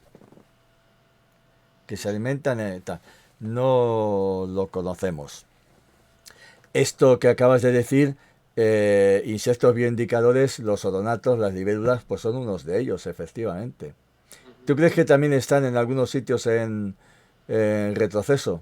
Hombre, entre la pérdida del hábitat, que cada vez hay menos zonas húmedas, y que cada vez hay más contaminación, pues evidentemente anfibios y libélulas van para atrás, sin duda, vamos. Yo cada vez que hablamos, César, de este tema del retroceso de los hábitats, de cómo estamos rompiendo, estropeando, los estamos desplazando, a mí lo que más me llama la atención son estas personas, y que tú conoces algunos muy cercanos, ¿eh? que trabajan en la introducción de plantas nutricias en los jardines. No solamente jardines de pueblos, sino de ciudades, que creo que es fundamental. Y esto yo creo que funciona. Sí, pero cuidadín. O sea, eso tiene que hacerlo alguien con conocimientos. Yo una cosa que, y más hoy en día con el tema de las plantas invasoras, una cosa que me parece grave y que ya parece que la administración está empezando a poner coto, es con el cultivo en jardines particulares de cualquier tipo de planta de cualquier zona del mundo. Ah, Sobre no, no, todo, no, claro, que no no, no, sean sé lo que quieres invasoras. decir tú, sé lo que Claro, quieres decir tú, ya, pero las dos cosas están unidas. claro. Porque hay plantas muy nectíferas o con mucho polen, que son muy buenas para atraer a los insectos, pero que son de casa a su madre y que aquí consiguen, sobre todo ahora con el cambio climático, adaptarse y expandirse y Sí, acaban siendo un problema muy grande. sí, Otra porque cosa distinta compiten, es que hagas compiten. con plantas autóctonas un jardín para polinizadores. Eso es diferente. Pero me temo que la mayoría de la gente, por Mm, lo que voy viendo por ahí, no tiene muy claro qué es una planta autóctona.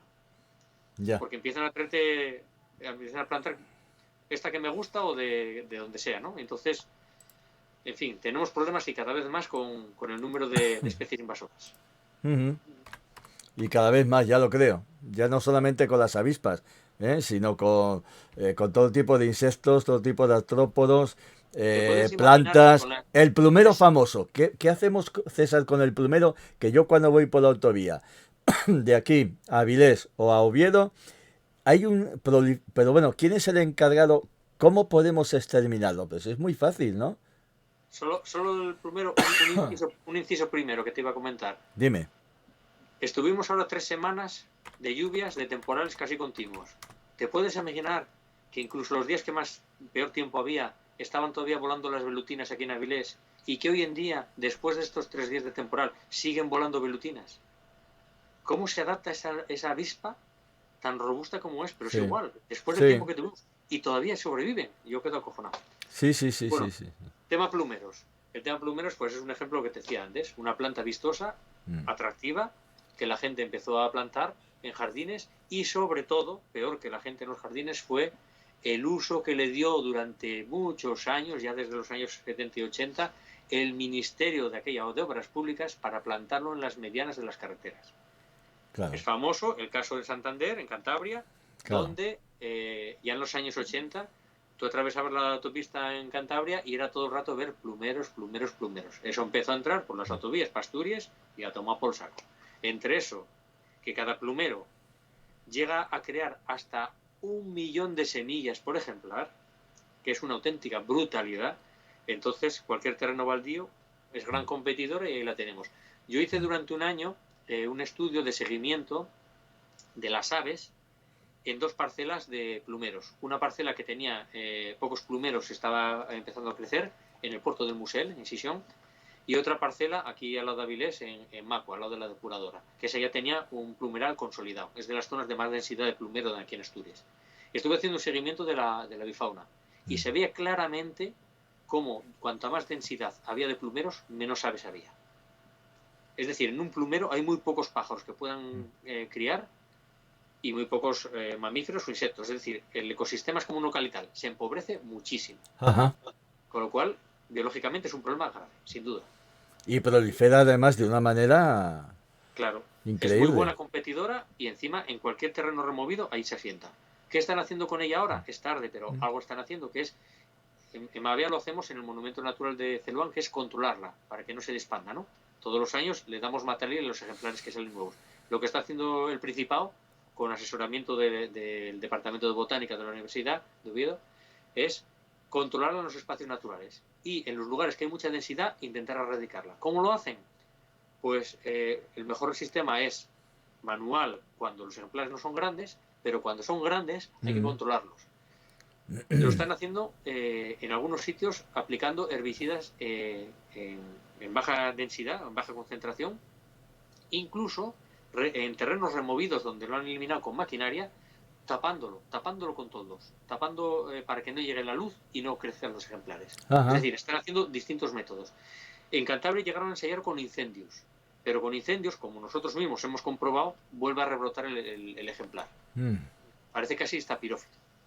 Entonces, el trabajo que está haciendo el Principado está bien, pero como es tan escaso en dotación económica y de efectivos, lo están haciendo por zonas en Asturias. Es decir, si empezaron por el oriente, están en occidente, luego van a venir para el centro, ¿qué pasa? Que cuando acabe el proceso de años de andar por una zona, tendrían que volver inmediatamente a los siguientes sitios, porque los bichos, lógicamente, vuelven a rebrotar, ¿no? Es decir, tienes que hacer un mantenimiento continuo, es decir, anual.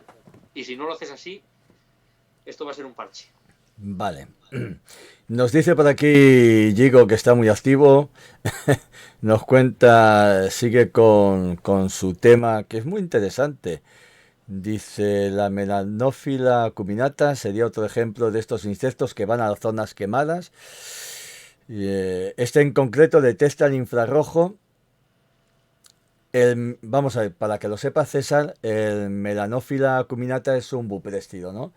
Dice que en concreto detecta el infrarrojo del fuego a 6 kilómetros. Yo esto no lo sabía, tendría que leerlo. Me llama la atención mucho, pero bueno. Dice que lo leyó en un libro, en fin, que va a buscar más información. Sí, estas cosas hay que mirarlas bien. ¿Qué más te quería yo contar? Algo. Bueno, hemos estado viendo lo que es el transepto. Creo que quedó muy claro. Además, se realiza un estudio.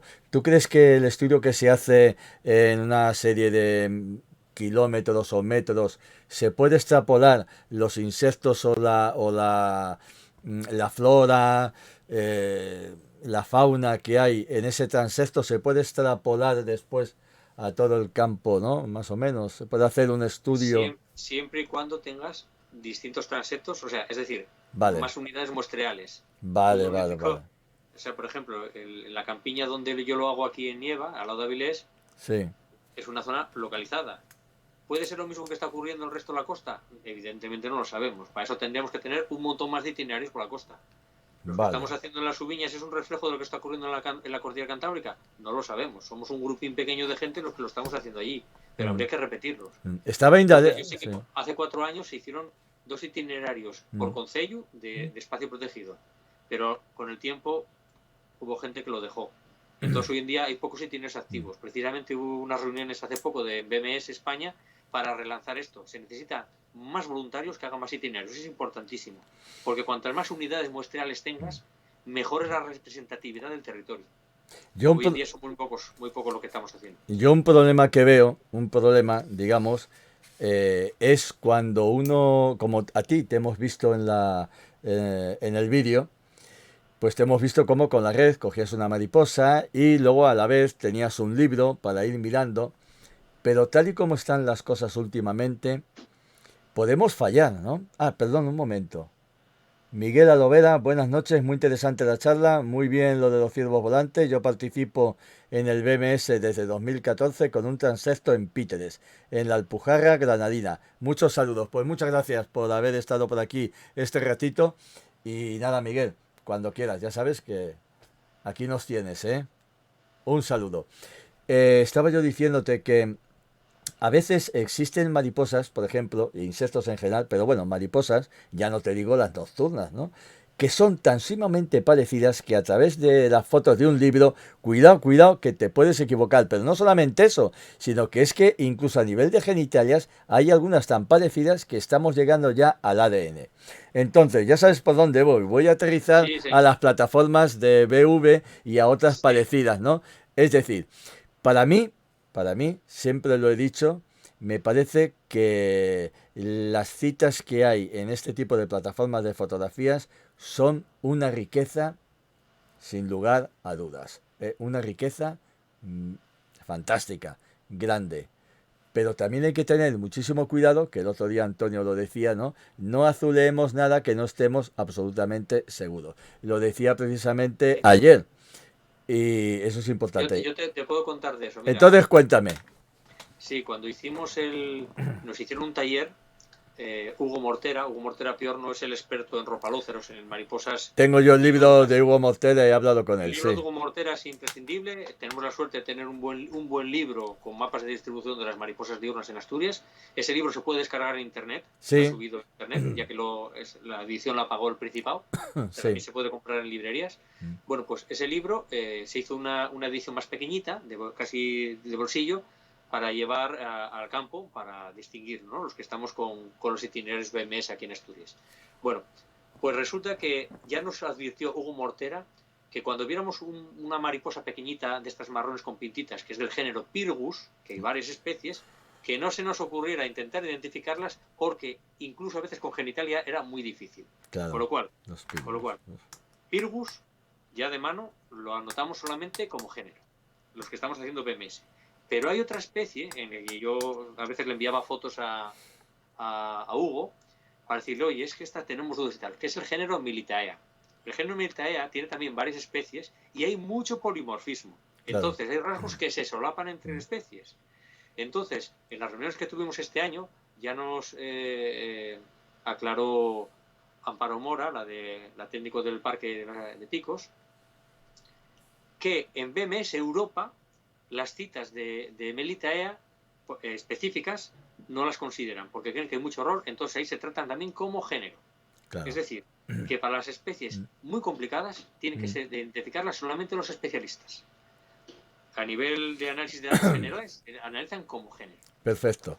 Yo creo que queda bastante bien explicado, porque como siempre hay tanto enconamiento en ocasiones desde otros, lo que es importante es que yo siempre lo he dicho, vamos a ver, tenemos que entender que una plataforma de fotografía es eso, es una plataforma de fotografía. Y la parte científica, como cuando yo hago aquí genitalias, que he hecho algunas que las he comentado en directo, ¿no?, para que la gente vea cómo se hace una genital y tal, esa parte científica no tiene por qué solaparse con la otra, o sea, cada uno tiene su campo, pero sí que se pueden ayudar unas a otras, evidentemente. Vuelvo a repetir, las citas que nos pueden proporcionar todas estas personas aficionadas, pues son muy interesantes. Por supuesto. Y es más, porque ese repositorio, ese montón de fotos guardadas, siempre se puede revisar con los años. Es la gran importancia de las colecciones entomológicas, tú lo sabes bien. Claro. Las colecciones entomológicas tan famosas ya de siglos XIX, XX, que estuvieron denostadas durante muchos años, hoy en día los investigadores saben que son auténticas joyas. Sí. Tener los bichos ahí pinchados, que siempre fue mal visto, digamos, hasta hace pocos años, hoy en día son un reservorio de ecología, de genética importantísimo. Y hoy en día, gracias a eso, se están descubriendo muchas cosas científicas. Entonces, una de las cosas buenas que tienen las grandes bases de datos online, como es biodiversidad virtual o observado, es que esa cantidad de fotos siempre se pueden revisar. Claro. Yo un estudio que hice precisamente hace unos años en biodiversidad virtual fue otra de las especies de insectos que me interesan desde hace muchos años, son la mantis religiosa, tan común. Y una de las cosas que hice fue revisar el millar de fotos que había en esa web. ¿Para qué? Pues para algo tan sencillo como ver la coloración. Las mantis, aquí en Asturias, la mayoría son verdes, pero en otras partes de España la mayoría son marrones o grises. Entonces estuve viendo un poquitín, territorio por territorio, en qué zonas predominan más unos con los otros. Y ese estudio, que está publicado en BV News, se pudo hacer gracias a esa gran cantidad de fotos que hay ahí. una de las especialistas en dípteros, que yo conozco desde que era una chavalina, porque es de aquí de Avilés, que es Tiluca Álvarez Fidalgo, empezó a meterse con moscas. Hoy en día es una de las personas de referencia a la identificación de moscas en España, y empezó identificando en BV como mucha gente. Pues gracias a esas fotos llegó a identificar especies nuevas para España. Incluso tienen publicado una especie nueva para la ciencia. Por eso es importantísimo esa colección de fotos, que la revisen la gente que sabe del tema. Y están ahí. Cualquier día en el futuro alguien podrá revisarlas. Claro. Hombre, hay fotos y... A ver, voy a bajarme, debo de tener el volumen yo muy alto. Hay fotos y fotos, porque hay algunas, yo cuando he tratado de determinar algunas cosas, es que hay algunas fotos que también el que hace las fotografías, que bastante hace, o sea, que hay que agradecérselo, ¿no? Pero hay algunas fotos que ya se ve rápidamente que está tan desenfocado que no hay ni por qué subirla. A no ser que sea una cosa muy... Porque es que no puedes, no sabes ni... Y luego, claro, también es cierto que muchas mariposas nocturnas, a lo que a mí me compete, César, pues al tener las alas, al estar en reposo, las alas anteriores, pues lo que hacen es ocultar las posteriores. Y muchas veces, como en catocalas, bueno, las catocalas se puede también a través de las anteriores, pero en muchas ocasiones, pues las alas posteriores, las de atrás me refiero, pues son imprescindibles, por ejemplo, para una determinación, ¿no? Entonces, te quedas, pero claro, lo que tú dices, bueno, pues si llegas a nivel de género, pues a nivel de género. Claro, sí. No hay, A mí en BV, yo supongo que tú estarás como experto en lepidópteros nocturnos. Sí. A mí hace años me pusieron también para ayudar a identificar a pájaros. Y en pájaros teníamos muchos problemas de esos. Fotos muy malas, fotos entre hojas, bichos oscuros que no se veían. A lo mejor 10 fotos del mismo pájaro, prácticamente en la misma postura. O sea, cosas absurdas de gente que, bueno, está bien que colaboren, pero, bueno, pues amablemente se les decía que no enviaran ese tipo de fotos porque saturaban y no tenía mucho sentido. Y claro, lo que se hacía en BV, evidentemente, era coger las mejores fotos y el resto a una carpeta cajón desastre almacén, porque no aportaban nada. Es que es complicado a veces, sí. Pero hay cosas, yo me he encontrado cosas cuando estuve, perdona César, cuando estuve determinando algunas cosas que lo hago aquí por Twitch, ¿no?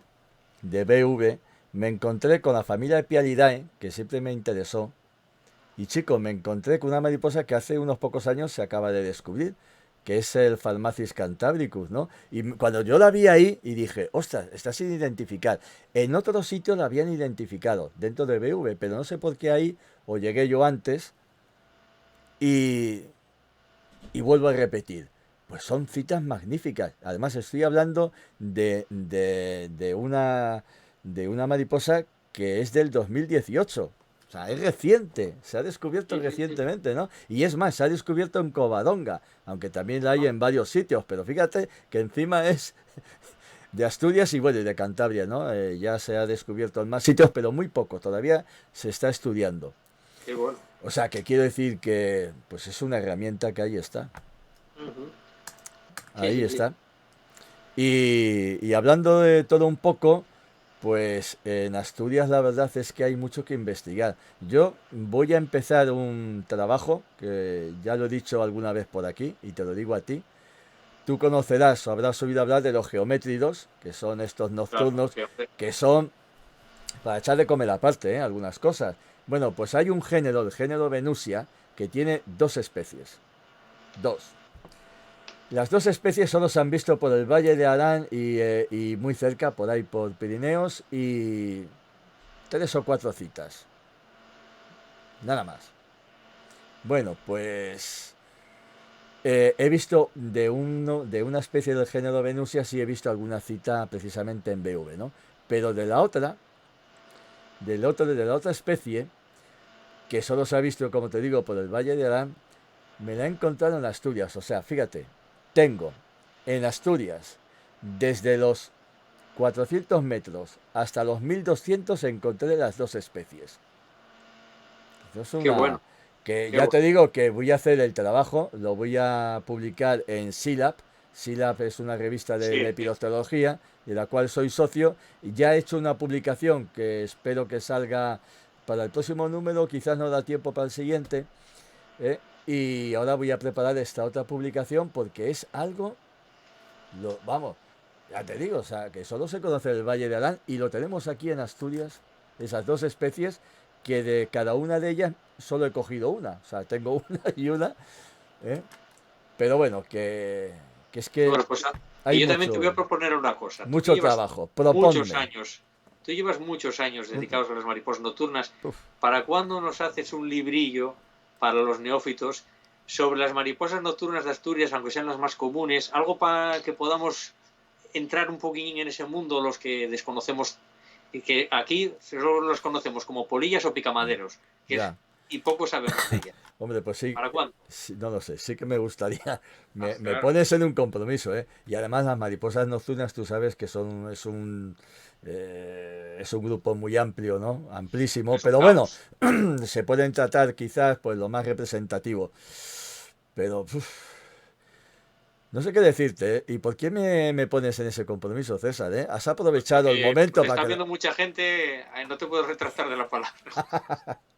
A los Hace, expertos hay que cogerles por banda y pillarles aquí, hace muy bien, aquí tema. Ya sabes. como me pilló Antonio, de pronto así, "Oiga, tal, no sé qué, una vez charlando, hay que sacar un clip, me está diciendo, pues sácalo, digo, "Eh, pues de esto, ya te he contado un poquito fuera de cámara, ¿no? Y tal, o Antonio y yo como nos conocimos, qué tal, no sé qué, así casualmente, y los trabajos que hemos hecho, esas 3 reuniones entomológicas, y luego ya pues lo dejamos, y hace poco, bueno, volvimos a conectar y, y me cazó. Cazó, digo, bueno, voy a echar una mano, porque es que, vamos a ver lo que tú has dicho anteriormente, si es que si cada uno no ponemos un granito de arena, es tan importante, Ujú. muy Pues sí, importante. pues sí. Pues, ¿qué más cosas? A ver, tenemos por aquí, tengo una fotografía de la montaña. ¿Qué montaña es esta? Ostras, ¿no conoces eso, chaval? Cerca a tu casa. Ah, ¿qué me dices? Sí. Eso es la Vega Güeria, en Ah, Quirós, en las en, Ubiñas. en las Ubiñas, en Quirón. Esa imagen Qué está en mi bonito. orden. Desde que tengo ordenador, tengo esa imagen de salvapantallas. Para Ah, mí es sí. el rincón más paradisíaco que existe en Asturias, la Vega Güeria. Es que tenemos unas zonas, unos valles, unas montañas, ¿eh? Tenemos unos ríos. Es que, chico, la verdad, hombre, en todos los sitios, en cualquier rincón de la península y de España tenemos cosas maravillosas. Pero en Asturias, ¿eh? Y qué rico y qué poco estudiado. Hay zonas muy poco Parece mentira, observadas. Muy poco parece mentira. observadas. Sí. Sí, yo en el 2007 hice un estudio de las uviñas haciendo transectos de pájaros y Ajá. quería repetirlo para ver cómo ha variado la población de pájaros en estos tiempos. Sabes que el cambio climático está haciendo que muchas especies suban en altitud, no solamente pájaros, mariposas, plantas, ¿no? Sí, sí. Y es interesante verlo. Y yo, por ejemplo, en plantas vi algunos arbustos ya por encima de los 2.300 metros. Joder. Y eso puede indicar que en efecto, que haya menos inhibición, que las temperaturas sean más altas y tal, ¿no? Entonces, bueno, me parece interesante hacer ese tipo de seguimientos. Y en pájaros quería repetirlo, a ver si hay suerte para el próximo verano Ajá. y puedo comparar con los datos que hice en 2007 para ver cómo han variado. Lo que sí se sabe es que hay especies que están mal. El gorrión alpino, por ejemplo, es una de las especies que está mal, que cada vez hay menos en más sitios. Ujú.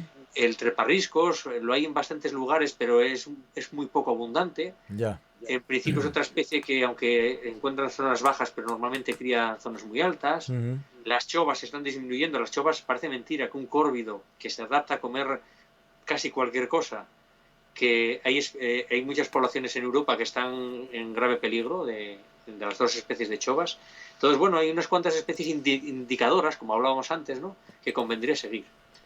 Pero bueno, también hay otras especies interesantes de las que no hemos hablado que también conviene seguir y que está intentando poner las pilas el Principado, como Rosalia alpina, uno de Hombre, los mira, escarabajos más guapos que existen en el mundo mundial.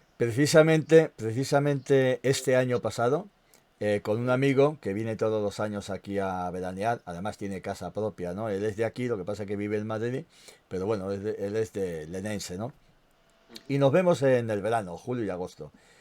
Y le dije, digo, este año vamos a ir a por Rosalia alpina.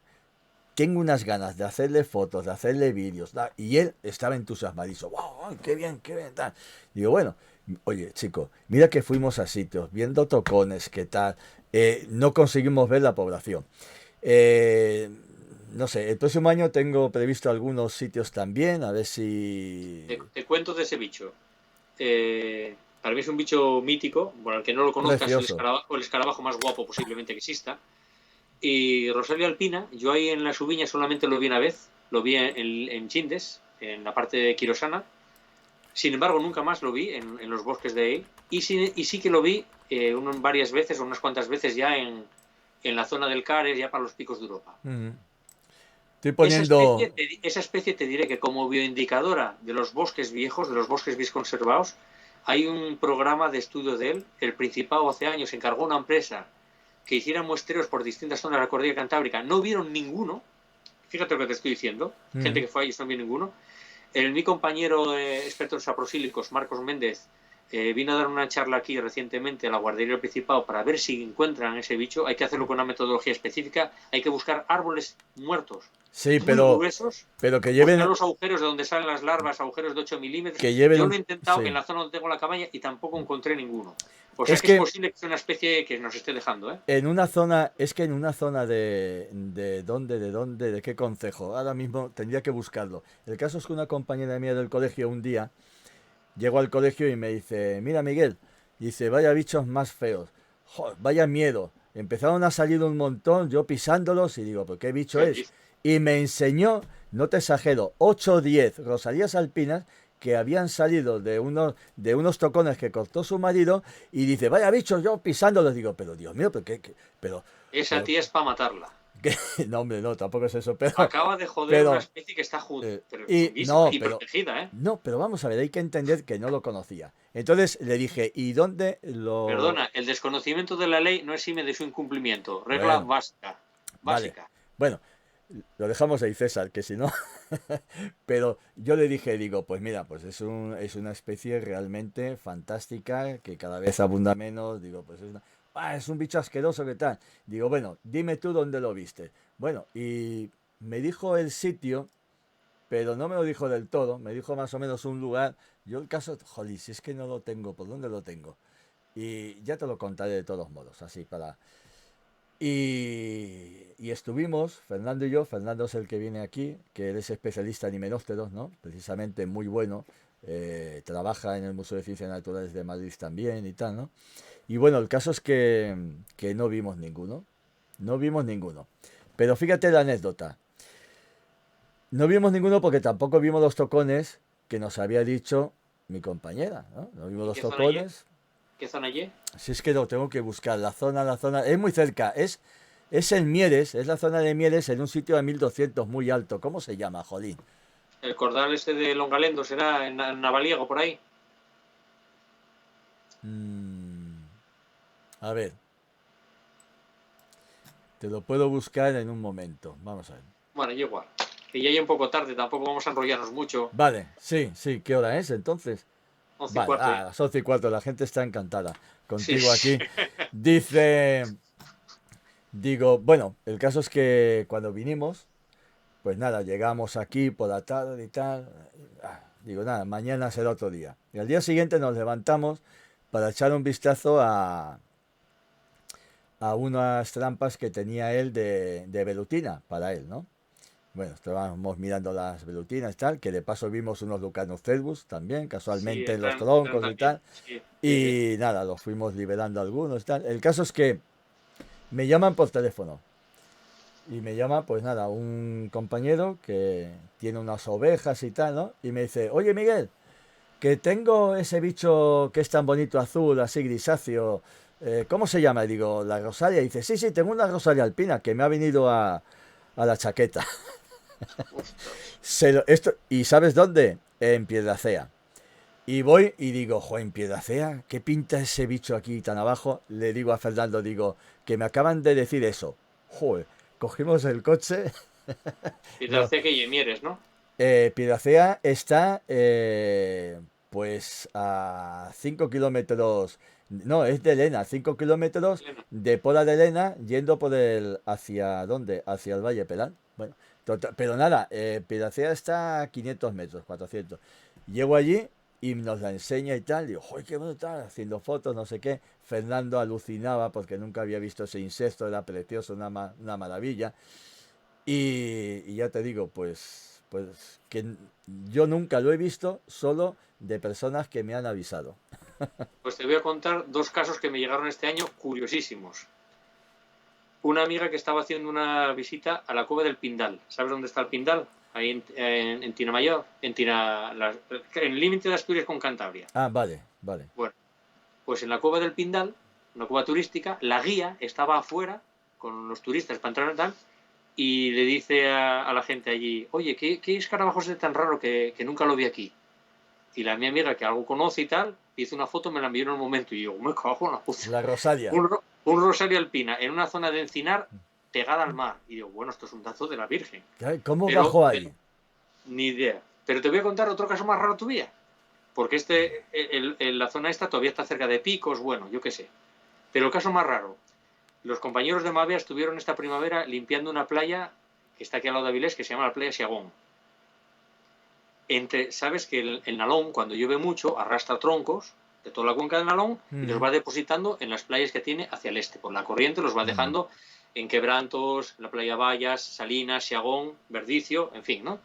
Sí. Bueno, pues uno de esos troncos que bajó del Nalón, bajó se supone que con larvas, y ahí en la playa Siagón salió una rosalia alpina. Cuando me enviaron la foto casi caigo de culo.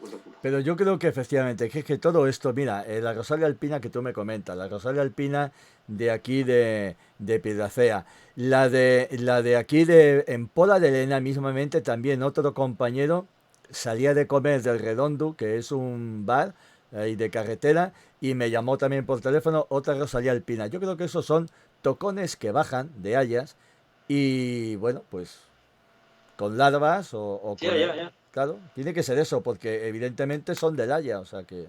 Sí. Claro. Sí. Bueno, César, que oye, vaya rato, qué rápido se ha pasado, un rato muy agradable contigo. Pues sí, hombre, sí. Nos dice Diego, dice, es que hay que tomar medidas drásticas claramente, o sea que está contigo. Pero yo soy un poco más prudente, digo, bueno, no prudente, sino que, bueno, no nos soliviantemos, pero la verdad es que a mí me dio mucha pena aquello, qué barbaridad. Y yo creo que no me dijo el sitio, no me lo quiso decir, porque me dio muchas vueltas y que si aquí, allá, tal, y yo, no sé qué. Bueno, ¿qué se le va a hacer? Pero el próximo año voy a poder ya otra vez, ¿eh? Con la cámara cargada, y es que tengo ganas de hacer un pequeño reportaje para subirlo a YouTube.